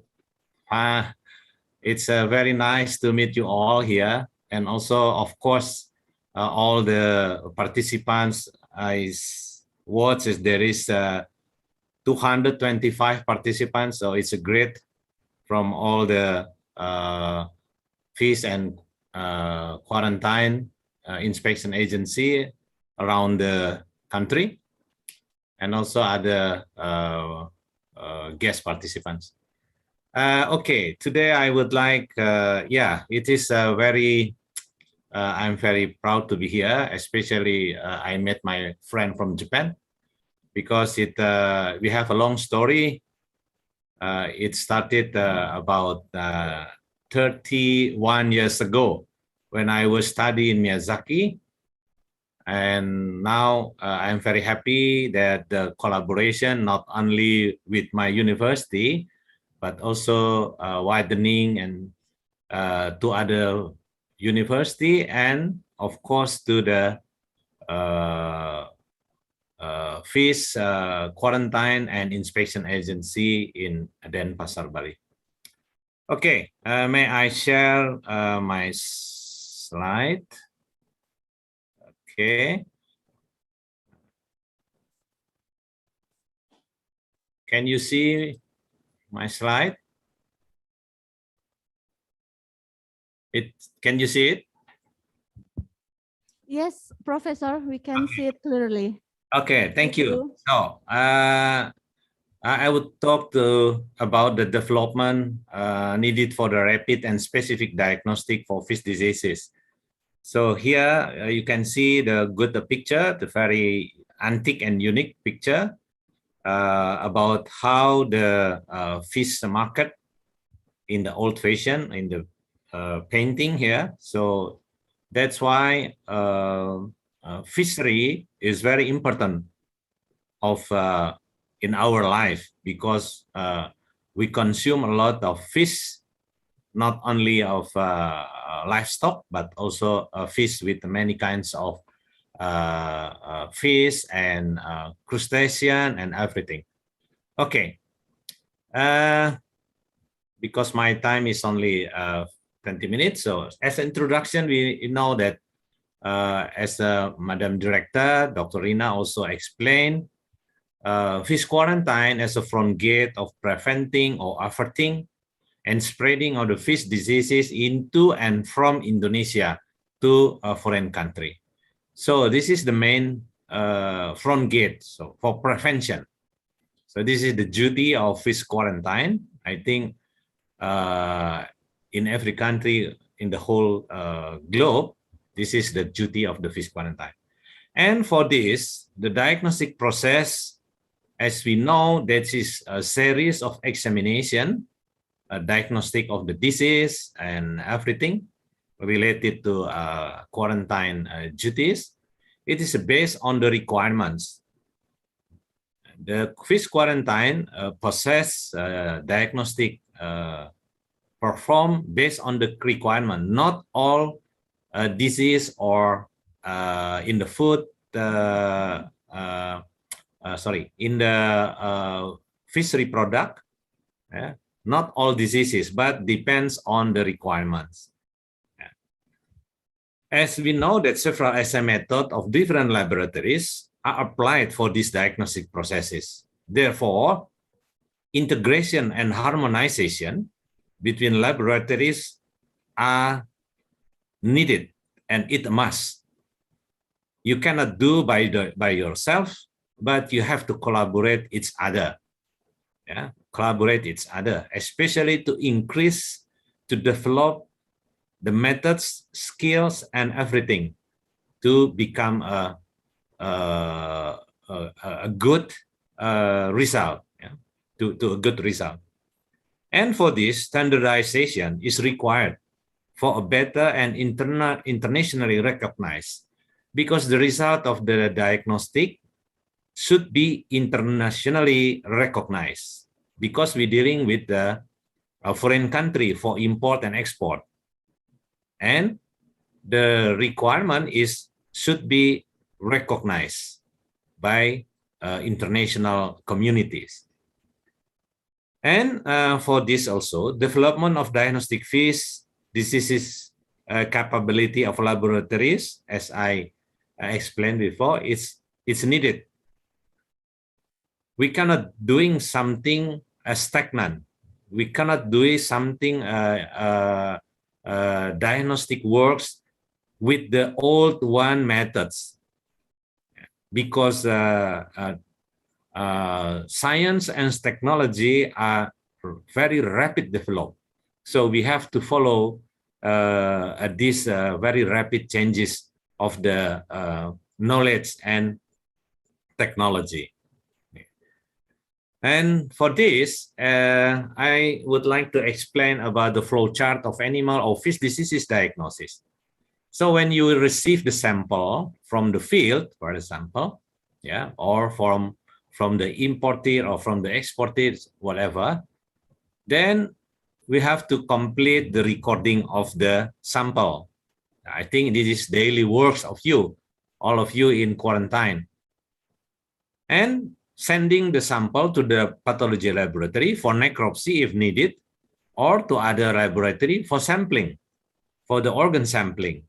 Yeah, and we perform the necropsy. And after the organ sampling, of course, it should be sterile, should be in a good condition, and should be in a proper sampling. What you take the samples, it will be affected the future, the further laboratory examination. Because if you make a mistake of the sampling, then the result also will be wrong. After the necropsy, then sending the organ sample to the further identification, just like in bacteriology, virology, parasitology, mycology, toxicology, and others. It depends on the diagnostic needed. And the other is going to the histopathological section for histopathological diagnosis. And all these result of the diagnosis combined together to be a final diagnosis of the sample. For example, is there any exotic disease or any toxin or any other like heavy metals or antibiotics residue or everything. So this is the final diagnosis. So this is the flow chart, how the samples going on for the final diagnosis of the disease or anything that you need to be examined. Okay, so I would like to, so what the goal of this, of the laboratory to have a good work and a good result? The goal is resulting in precise and rapid. So you have to precise and rapid.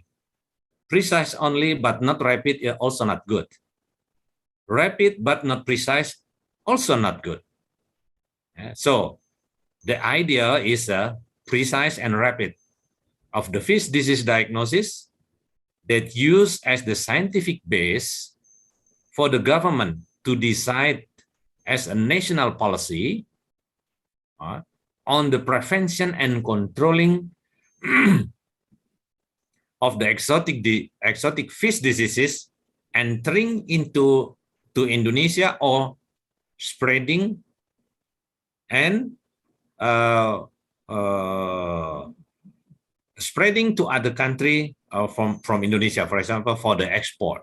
So this is why we need the precise and rapid, because as fast as you can release the diagnosis, it will be very good.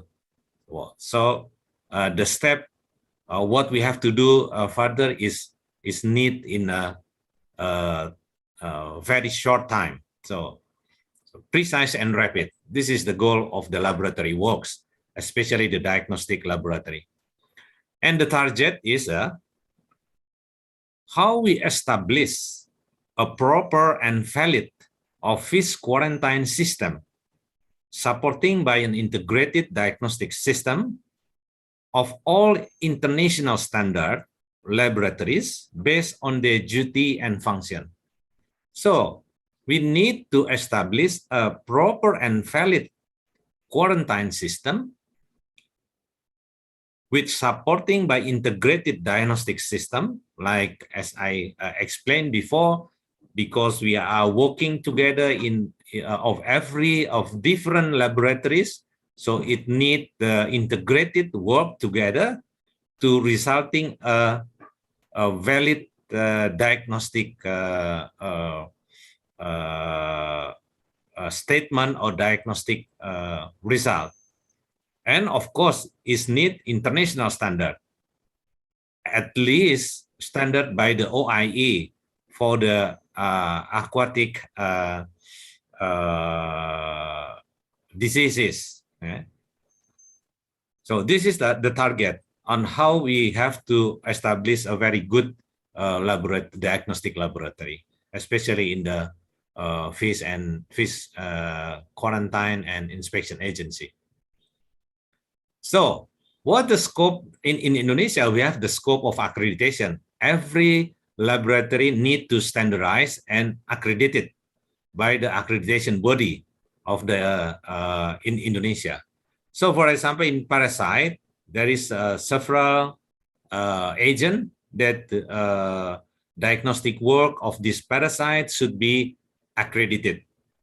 And also bacterial, viruses, crustacean viruses, and histopathology. This is based on the ISO 17025 2017. Okay, so the scope of accreditation of fish diseases. And for the food safety, for example, is organoleptic test. This is organoleptic testing for fisheries product, fresh fish, frozen fish, canned product, dried product, and for the bacterial, E. coli and coliform, total plate count, salmonella, vibrio, and other bacteria, and heavy metals like lead, cadmium, mercury, and also the proteins like histamine that produce an allergic. So this is for the food safety accreditation. So all the laboratory that I mentioned before should be accredited due to the requirement of the diagnostic diseases, requirement for the standard. Otherwise, what you have to, what you are resulting will be not accepted by other countries or from other countries to Indonesia. Next, effort to achieve the goal. Of course, we have to achieve the goal, what I said. So we need the standard of the laboratory buildings. I know in fish quarantine and inspection agency in Bali is quite good, good of the buildings and also the everything related to this. And also the standard of the method assays should be up to date. Yeah, should be up to date and at least following the standard that released by the OIE, because there is a standard. Because OIE released the standard,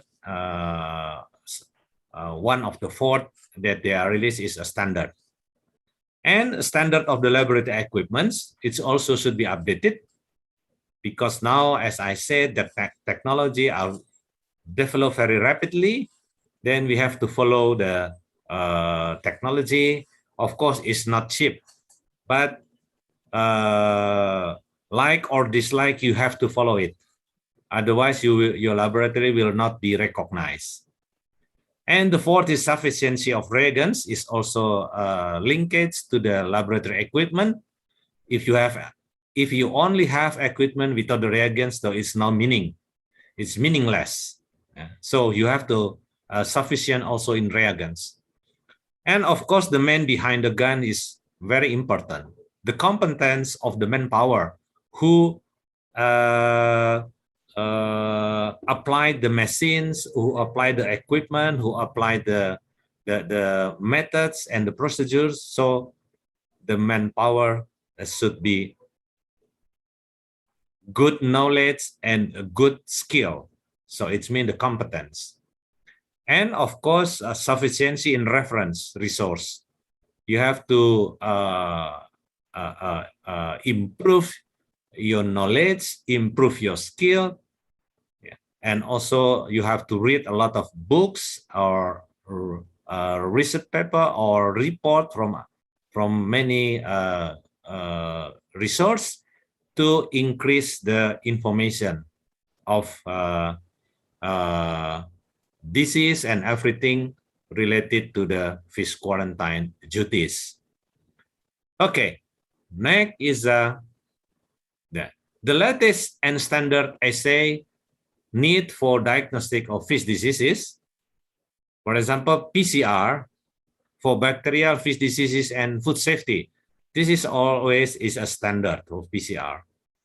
Yeah, for new viral fish diseases as OIA listed diseases, in OIA they listed a notifiable disease for fish diseases, and sufficiency of positive control of the targeted viral, for the good result of the diagnostic works, supporting the rapid diagnostic tools and reagent for the field uses, because sometimes the sample is come from the very far area from the laboratory, so you have to prepare also for the reagents for the field uses.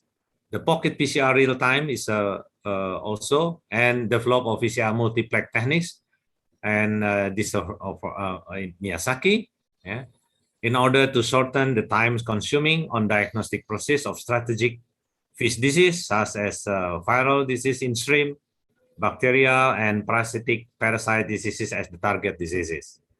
So this is the, at least you need the good standard and also equipment. So what you have to take the whole message from my very short and brief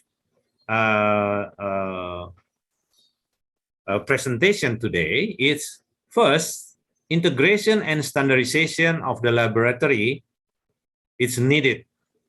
So your laboratory, it should be integrated, because we are working with other people, with other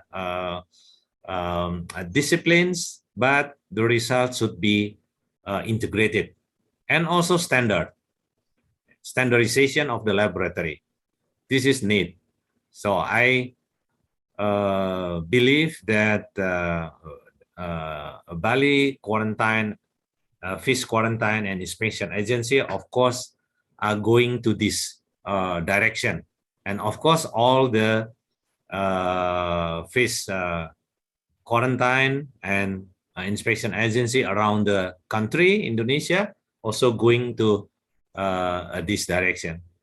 Collaboration with other parties. So that's why today I'm very happy, because my former university that I studied there, now signing ceremony with the fish quarantine and inspection agency, because I know that one of the Miyazaki alumnus, Dr. Putu, it's coming from Miyazaki, as I was recommended him to study under my best friend Tamaki, Professor Tamaki Okabayashi, and he is a good result. And I hope that this collaboration between Bali and CADIC will be going smoothly, and also get a good result in the future.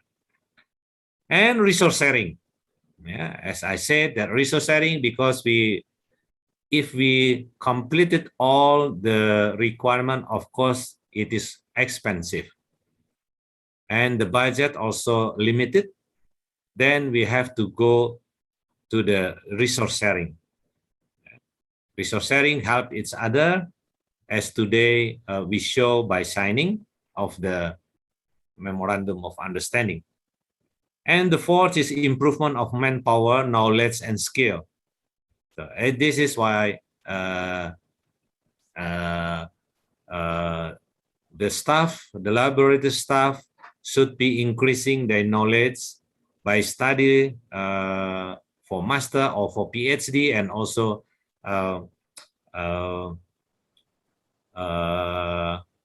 working working in the other laboratories for study about the methods, and also the working laboratory. So this is need the improvement of manpower and also their skill. And of course, the last is updating information. In any information you need, especially related to the duties of the fish quarantine and inspection agency, all the members should increasing information, so we know what happened in other country, what happened in Indonesia, and what happened with the disease, fish diseases situation in global or in the regional, so everything. So this is need to be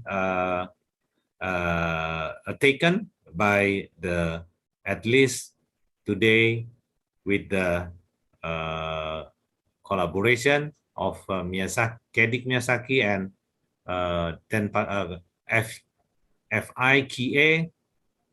FQIA, sorry, Bali, to be more better in the future, and also to meet the standard as a diagnostic laboratory internationally recognized.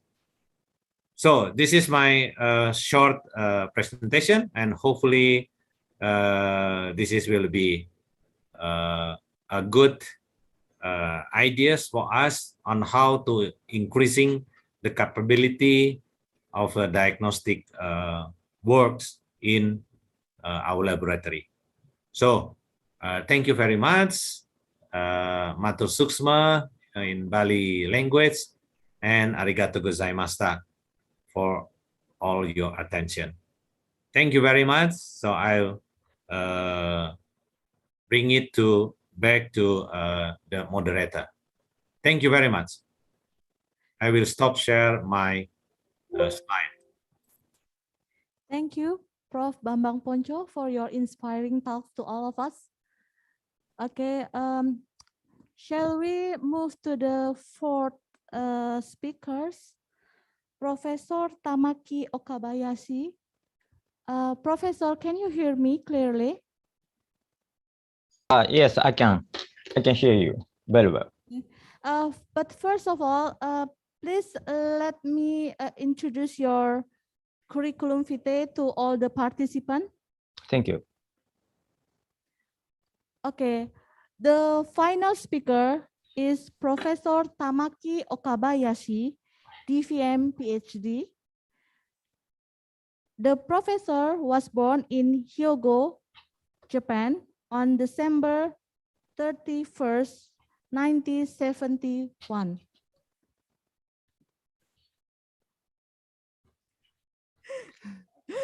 The professor educations awarded the degree of veterinary medicine's final years 1996 in Department of Veterinary Medicine, Rakuno Gakuen University. Master of Tropical Medicine course of the Institute of Medical Science final year 1997 in the University of Tokyo. Awarded the degree of PhD in Veterinary Public Health final years 2000 in Rakuno Gakuen University, Graduate School of Veterinary Medicine. Professor Okabayashi work experience are in April 2019, present as professor at Laboratory of Veterinary Microbiology, Department of Veterinary Medicine, Faculty of Agriculture, University of Miyazaki, Japan. April 2020 to present as Vice Director at Center for Animal Disease Control, University of Miyazaki, Japan. Professor Okabayashi has many international publications on infectious diseases. The professor also received awards such as in 2009 for excellence in Japanese Society for Bacteriology Hokkaido branch. In 2013 for outstanding research award from National Research Council of Thailand regarding therapeutic and diagnostic monoclonal antibodies against tropical diseases. Prof, you have 15 minutes for your presentation for today. Okay. And the time is yours. Okay, thank you very much for kindly introduction. Can I share the my presentation? Sorry.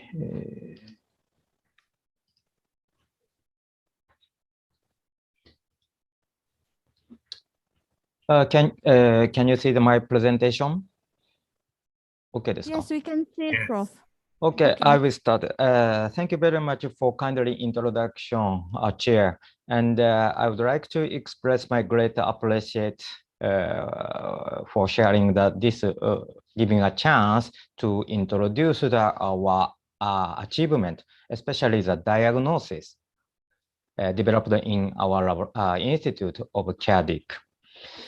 Okay, let's move to my presentation. This photo was taken at 10 years ago in Bali. And actually looks like young. But now I'm getting old, so my face looks like this one. Okay, just a moment.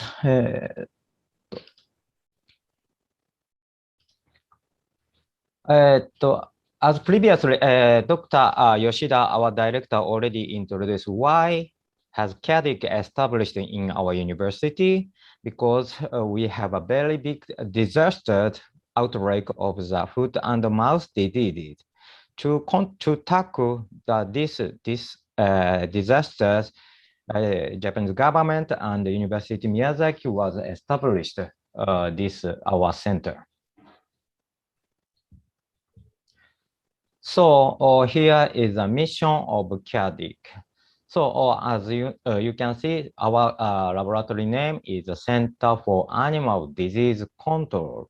But how to control such animal diseases? So what we need to control such infectious diseases? Everybody understands monitoring is the most important. To know the disease is the first step to control the such infectious disease. And furthermore, based on such surveillance data, we have to set up the strategy to control of the disease. We call the control program. So in CADIC, so far, we are tackling to control the infectious diseases such as livestock, animal, and the human, not the fish. We don't have any experience of the infectious diseases from the fish diseases.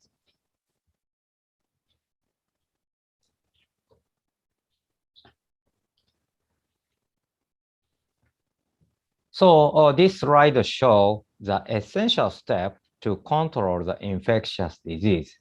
As I told you, of course, we have to know what pathogen, what organisms are related with this infectious disease to know to make a strategy to the efficacy control tool. and assess the distribution and the important risk factor. What factor is related with this endemic of this disease?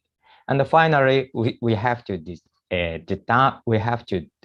determine the disease and social burden.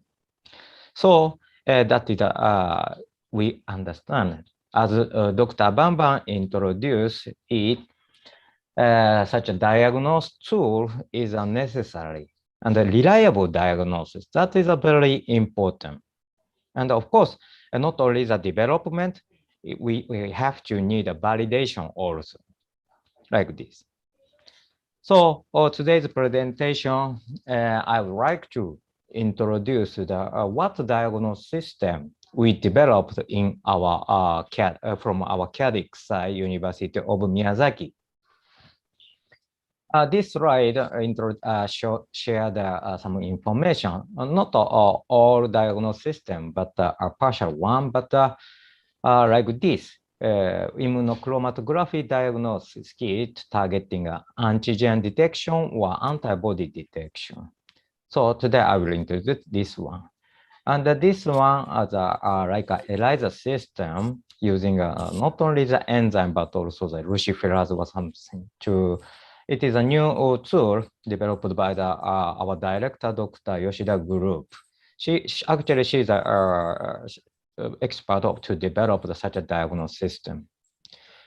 And furthermore, downside, I showed some PCR system.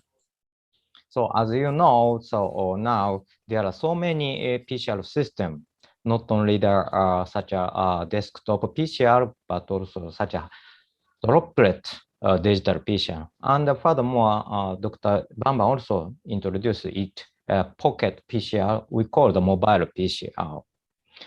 So today I would like to introduce this diagnosis system developed in the CADIC. So first, I want to introduce this one. First, chikungunya fever. I think that Indonesian people know about these diseases. As you know, this chikungunya fever is very similar with dengue fever, such a epidemic background. So endemic area is an overlap with dengue and chikungunya. Furthermore, they use the same vector, Aedes aegypti or Aedes albopictus, to the transmission from human to human. And furthermore, clinical symptom is very similar. So it is very difficult to identify the dengue or chikungunya based on the clinical symptom. So to resolve this issue, we try to develop the chikungunya virus antigen rapid diagnosis kit because, as you know, diagnosis kit for dengue was already commercialized. Many groups already reported, many companies already produced. So at that time, we tried to develop the diagnosis kit for the chikungunya viruses. And to develop this chikungunya virus, the immunochromatography kit, we used the virus we isolated in Thailand. And furthermore, using this virus, we made a monoclonal antibody and confirmed the screening of the antibody. And using produced antibody, we assemble such a immunochromatography kit. And after that, then we validate this diagnosis kit using a real-time PCR. Furthermore, and not only the Thai sample, but also the African or South American country sample. And furthermore, I visited Indonesia, Airlangga University at the Surabaya many times. So actually, I know the Indonesian culture very well. But using such a sample collected all over the world, we validate this sample. So, and finally, we understand that the sensitivity of our IC kit is very high, and this number is a relationship of the identification rate with the PCR. So sensitivity is almost the same with the PCR. So now we are trying to commercialize this diagnosis kit in India company, because as you know, India is one of the endemic area of the chikungunya, so they are very interested to develop, commercialize this diagnosis kit. So, but here I want to show that some problem. To develop the IC kit diagnosis kit, we need a virus immunization. We use the virus immunization, live virus. But to improve this one, now, next strategy, we are considering about DNA immunization. No need to use the live virus. So what is the advantage to use the DNA immunization? It is very easy to share the information of the pathogen information. No need to send the live virus. For example, if you found some virus and you want to produce a monoclonal antibody, but no need to send the such a sample. You just send the sequence information of that pathogen by email. So only require in silico DNA information, DNA sequencing information. And of course, when we no need to handle the live viruses, so no risk of the infection, even if the zoonotic disease. And the time and the labor saving. And they show the very high affinity and specificity. So now we consider that it is possible to produce the new diagnosis, new IC kit using such a DNA immunization. Okay, next diagnosis is I want to talk about FMD. So FMD, foot and mouth disease, is a transboundary disease and a very big issue, not only the Japan and all very big issue, not only the Japan, but also all over the world. So, but when you found such a clinical sign in the field, can you identify is it a FMD or not? We collaborated to develop surveillance with Thailand. So when we check the vesicular diseases in Thailand, 57% were FMD, including a co-infection. It means that 47% is a non-FMD. So here, this slide shows that some variety pathogen they produce, they induce such a vesicular diseases in cattle. So to know that such a multiple pathogen, we are trying to develop the such a differential diagnosis system of infectious disease, only the one-run real-time PCR. So now we are trying to develop this one-run real-time PCR, not only the vesicular diseases, but also the respiratory diseases, diarrhea or abnormal labor. So here, this slide shows that there is principle of the schema of the principle of this PCR. So this is a target of the respiratory diseases. So we put the multiple diagnosis, but it's not a real multiple diagnosis. We have to prepare the different tube for the targeting independent pathogen, but we can run the same condition of the only one run time. We can run the we can detect these multiple pathogen. So all target pathogen can be detected in one run, and but if you need, you have to necessary to select the target. You can choose. This paper, this system is already reported in many papers. And furthermore, next is that one also based on the PCR, but that is a high sensitivity monitoring system of the for the FMD.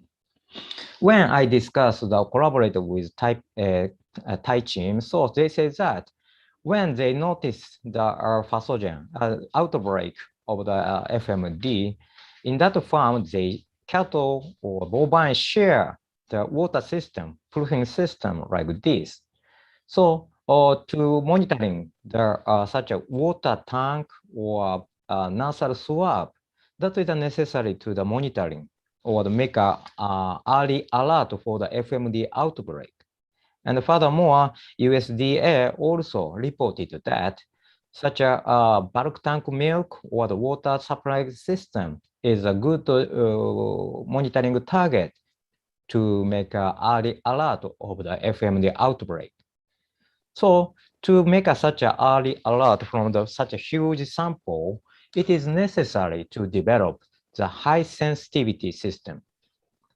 So here now we already have set up such a droplet digital PCR.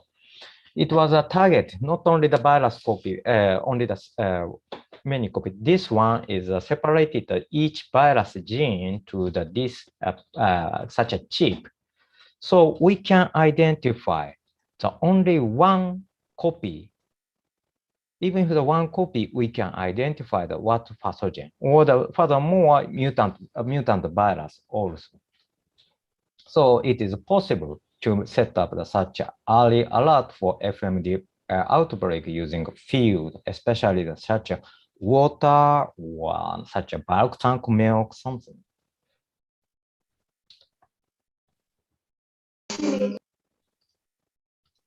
Next is the pocket PCR. We call it a pico gene. Can you identify the size? It's just on hand, like a pocket computer. So of course, we can measure the DNA and the RNA anywhere. And the sample primer and the probes, we can use the same primer probe system you use in the desktop RT-PCR. No need to design the new primer, new probe for this machine.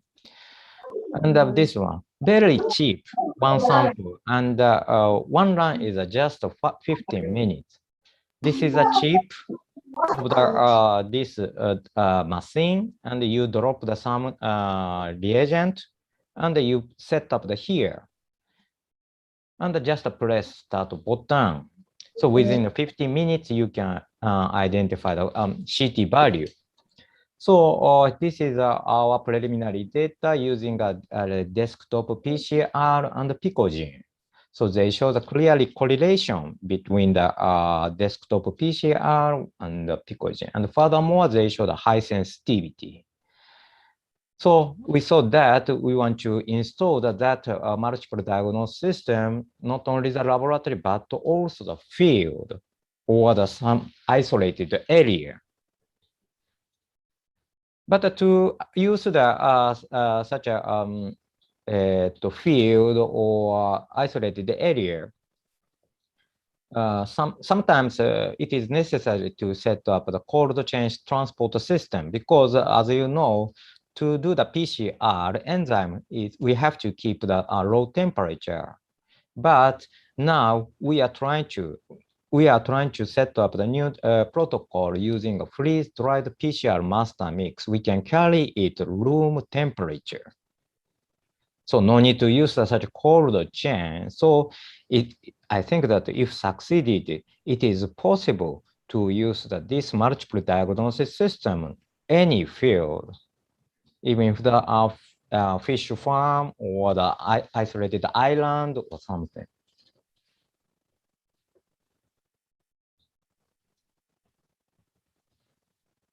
So it is not a diagnosis. This is extra information from our recently achievement from our CADIC.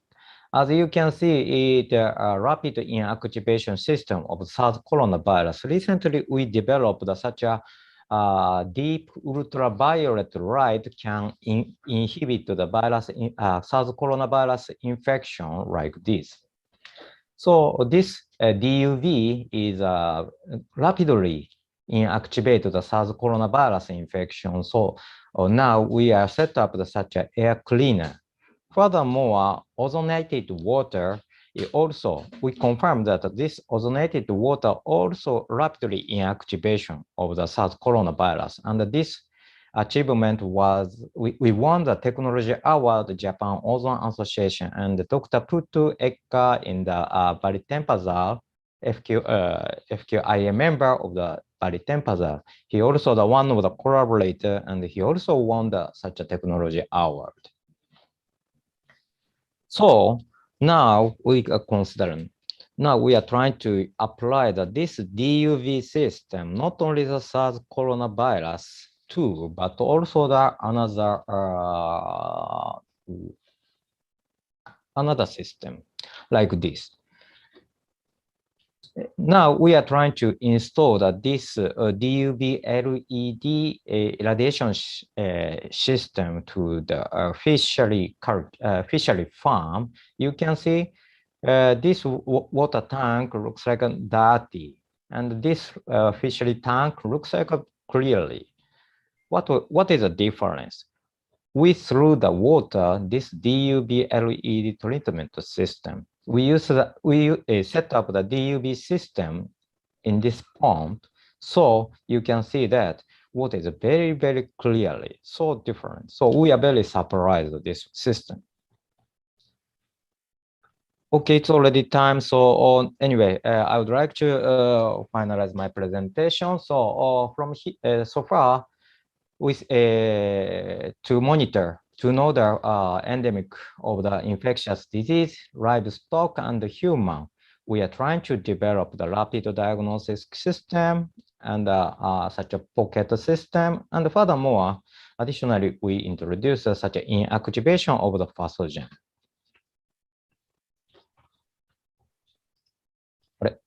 So next, I hope you to take home message. So please consider this is a homework of this collaboration.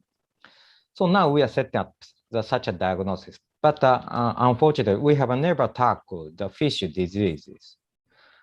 So how do you want to install or apply this diagnosis system in the FQIA fish quarantine system? For example, multiple diagnosis or the high sensitivity method or the rapid diagnosis. This method can use not only the laboratory, but also the field. And this high sensitivity method can apply for the surveillance or monitoring of the very huge water sample or fish sample. And when you see the infectious diseases, you can identify using a multiple diagnosis system. Furthermore, if we found such diseases, it may be possible to apply this eradication system using ultraviolet. Okay, to finalize my presentation, I would like to express my great appreciation for my colleague and BK IPM member when I visited Bali, especially the Dr. Putu. He was graduated from the PhD course of University of Miyazaki, supervised me. So, but now he is not my student. Now he is my collaborator. I'm very happy. And furthermore, I would like to say thanks to Dr. Bambang. So, because he is a pioneer of the collaboration and the network between the Japan and Indonesia. So we want to connect like this using snakes and make a good, strong relationship with Indonesia. Thank you for your attention. And sampai jumpa lagi. Thank you.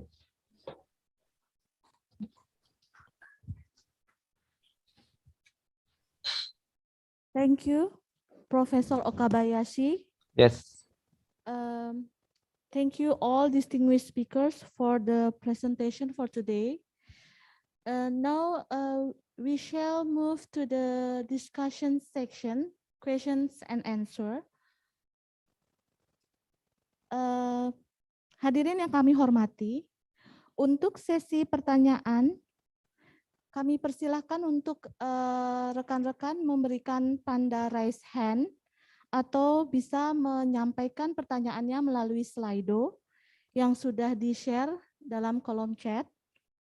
Dengan mohon untuk penanya dapat memperkenalkan nama, kemudian kepada siapa pertanyaan yang akan dituju. Jadi ke siapa narasumber yang ingin dituju untuk teman-teman yang raise hand.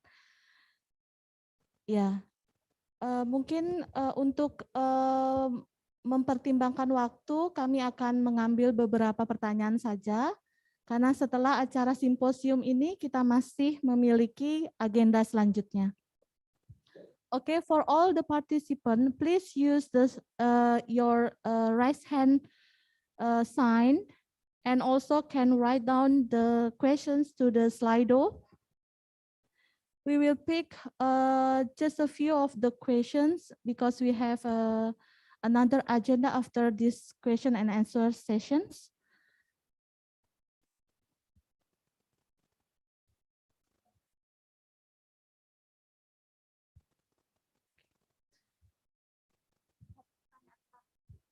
Okay, we already have first questions from Mr. Aji Purbayu.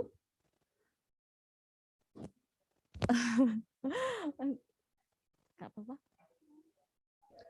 Dari sini, Pak. Slido-nya ada. Slido dulu ya. Oke. Mr. Aji, wait for a moment. Okay, we move to Slido. In Slido, there is Mr. Eka. He want to ask questions to Professor Tamaki. The question is, Prof, can we apply mobile PCR in fish disease testing that we need to prepare as quarantine lab? And similar questions also come from Nur Hasana. She asks about the best time to diagnostic fish disease before reproduction or before we distribution the product. The second question goes to Professor Yoshida. The question from Mr. Endro Ariwibowo. He want to ask about the FMG, whether CADIC is also deal with KHV, Koiherpes virus outbreak in Japan. Please share Japan experience in outbreak control measures. Okay, is it okay if Professor Okabayashi or? Okay, thank you very much for asking the questions. Okay. Can I answer from here? Yeah, yes, please. Okay. The first question is the application of the pocket PCR system to the fish farm or in the field, right? Yes, right. I think that it is possible to apply this diagnosis system in the field. The purpose of developing of this machine is to use this machine in the field.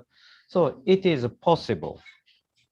You just design the primer and the probes for fish diseases. I think that you already have it. So it may be possible to apply that PCR system using you just install you just set this PCR machine. Okay, Prof, I will translate it for you. Sorry. Okay. Thank you.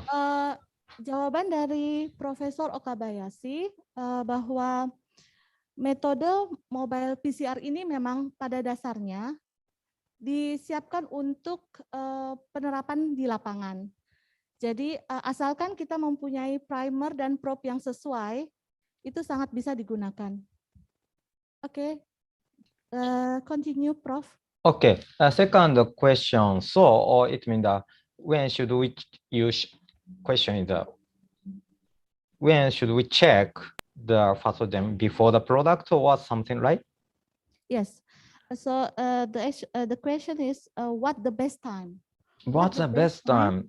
For diagnosis disease before the production or when we distribute the product? It is a very good question, and I think that it depends on the purpose, how to control the diseases. To control the disease for fish before the product, and or to control the foodborne diseases, we have to use the diagnosis system for the before the distribution.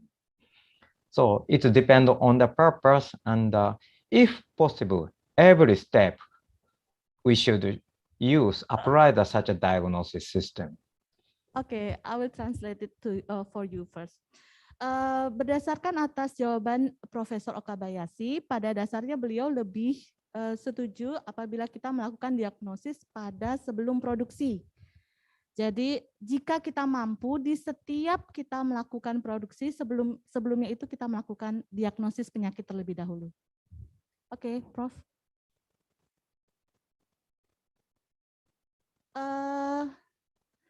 Shall we next to Professor Yoshida? Are you with us now or? Yeah. Yeah. Are you clear with the questions? Regarding koi herpes virus. I will read it again for you, right? Yes, please. Okay. The question is from Nur Hasana. The question is, the question is from Mr. Endro Aribowo. Sorry. The question is, other than if VMD, foot, mouth, and disease, whether CADIC is also deal with koi herpes virus outbreak in Japan. If there is, please share Japan's experience in outbreak control measures. Well, actually, I'm not familiar with fish diseases, and also CADIC hasn't well, how to say, but anyway, regarding koi herpes virus, if disease fish detected, actually, prefectural office will diagnose the fish diseases, and if detected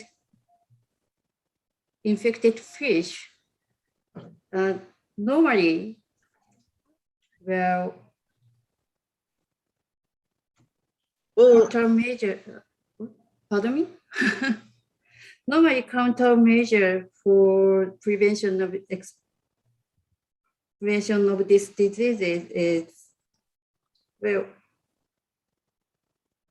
would be stopping our movement restriction and disinfection.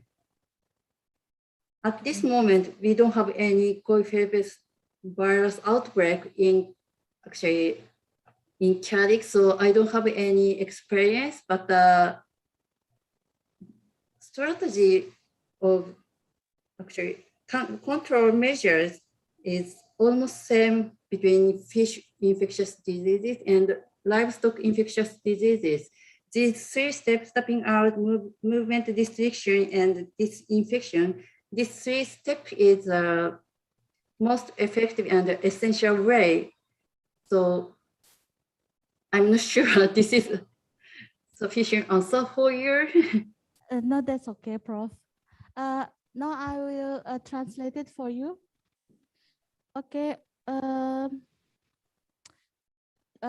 Jawaban dari Profesor Yoshida terkait pertanyaan koi herpes virus. Di Jepang mereka masih belum terlalu mendalami terkait hal tersebut, tetapi kemungkinan di masa depan mereka akan lebih concern juga untuk penyakit-penyakit pada ikan. Thank you, Professor Yoshida, for the answer. Okay, maybe the last questions also for Professor Yoshida from Cynthia. There is still a lack of recognition of the entry of global malignant epidemic. How to find the disease that cause an epidemic? Thank you.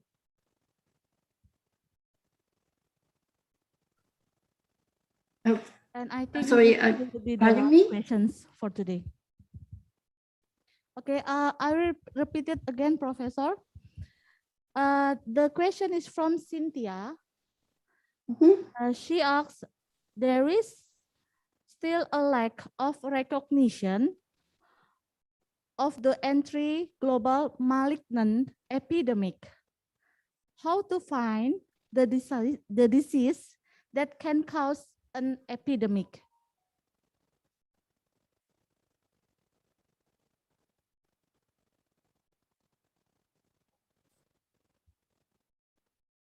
Well, it's very difficult question. So actually, CADIC has a global network.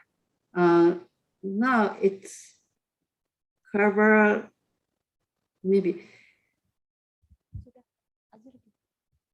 Now it's cover all over the world. I think it's not so perfect, but we have a connection to other countries. So if some infectious disease occurs in the other country, we can closely contact to them and then get information, and then we will do the prevention and control measure with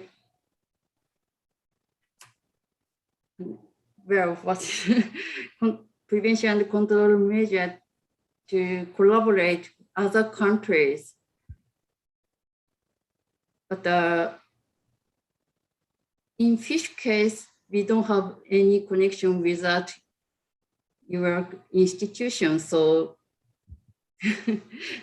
please collaborate together. Okay, thank you, Professor Yoshida. I will translate it for you. Berdasarkan atas jawaban dari Profesor Yoshida, biasanya mereka akan mengumpulkan informasi terhadap provinsi atau wilayah tertentu terkait epidemik yang terjadi. Habis itu mereka akan bekerja sama dengan tenaga-tenaga ahli di sekitar wilayah tersebut.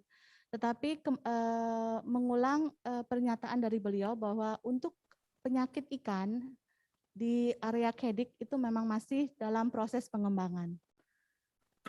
Oke, terima kasih. Thank you, Professor, for the answer. Thank you. Okay, please let us give our warm applause to all distinguished speakers for today.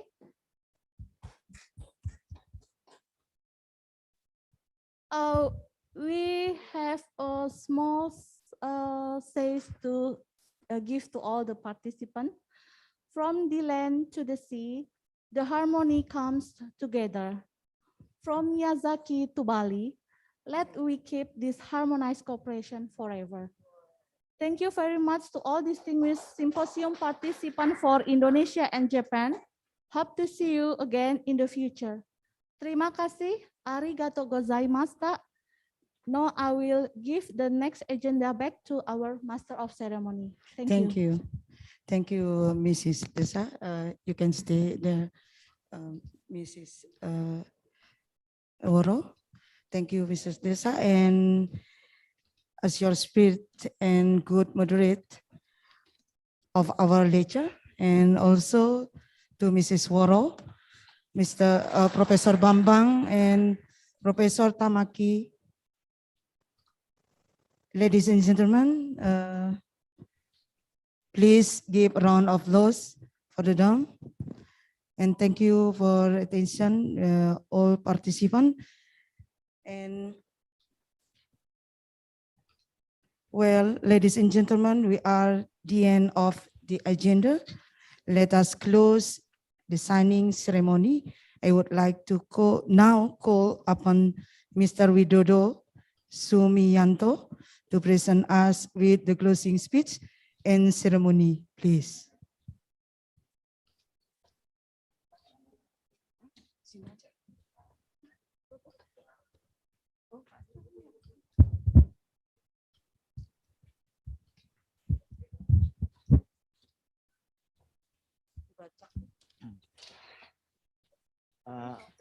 MC, thank you very much. Good afternoon, good day, I mean, the Honorable Dr. Rina, Director General Office Quarantine and Inspection Agency, also the Honorable Professor Ayoko Yoshida, Director the CADIC of Miyazaki, Japan, and board members, also distinguished ladies and gentlemen. Assalamualaikum warahmatullahi wabarakatuh. Good day, Om Swastiastu, Namo Buddhaya, Salam Kebajikan. First of all, I would like to convey our high appreciation of Center of Animal Disease, CADIC University of Miyagi, and all of the parties who have been talking about to support the arrangement of the cooperation and the symposium as one plan of action activities. After half the meeting, finally we reach the end point of our activities today, and there is so much knowledge sharing, information, as well as experiences we gain in this moment. The implementing arrangement that has been signed today on the capacity building and seafood safety and fish disease control, I believe, would be the start point to strengthen Japan-Indonesia relationship, especially the development and implementation of applied update technology on the detection or diagnosis of fish disease, as well as quality and safety fisheries product laboratory testing. The output and outcome of this cooperation is very important as effort to answer the current global challenge on fisheries commodities trade between Japan and Indonesia, primarily on issues concerning fish disease, the sustainability of aquaculture, and fisheries natural resources, furthermore the quality and safety of fisheries product. In the future, we can work together on minimizing technical obstacles and support trade facilities between two countries by applying scientific-based approach to more effective and efficient laboratorium testing as the basic of health, quality, and safety assurance of fish and fishery product. Director General Dr. Rina, Professor Yoshida, and CADIC board member, also the speaker, as well as the distinguished participant. Finally, once again, I reiterate throughout this meeting, we hope that there will be positive and fruitful outcome for our institution, and the communication and mutual collaboration between two agencies could be optimized to support and strengthening Indonesian fisheries commodity trade to Japan, and reversely could be enhanced. That's all that's all the symposium today. Thank you very much. Arigato gozaimasu. Wabillahi taufiq walhidayah. Assalamualaikum warahmatullahi Om Santi, Santi Om. Thank you. Thank you for Mr. Widodo for closing speech. I will leave you with a quote by Stuart Brand, an author and innovative thinker who once said, "We can see the past, but not influence it. We can influence the future, but not see it. Let us all be guided by all the things we have learned and heard truths out the conference and be able to see and influence our future." I would like to the audience for the participation, and we also apologize if there are words and action that are less pleasing. That all from us. And before we close, please accept this word from us. Kalau ada jarum yang patah, jangan disimpan di dalam peti.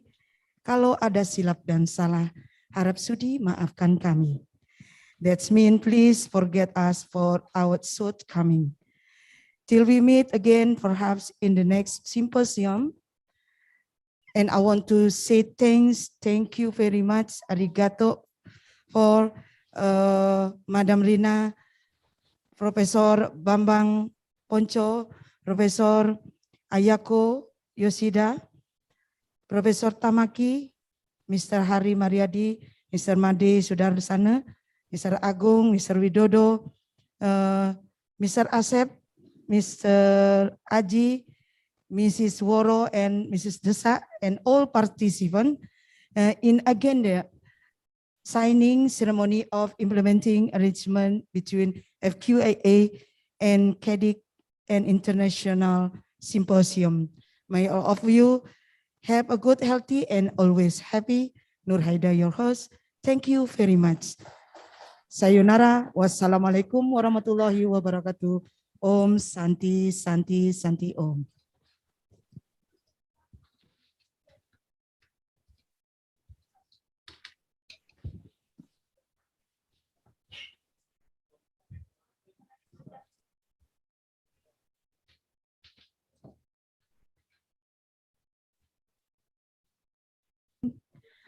Semoga bermanfaat apa yang kami suguhkan pada siang hari ini, dan kita akan berjumpa lagi di session berikutnya. Terima kasih. Baik. Baik, terima kasih. Selamat siang. Thank you very much. Okabayashi Sensei and Yoshida Sensei.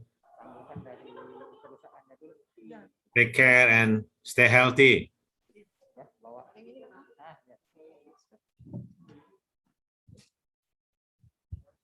Terima kasih, Prof. Bambang. Sama, terima kasih.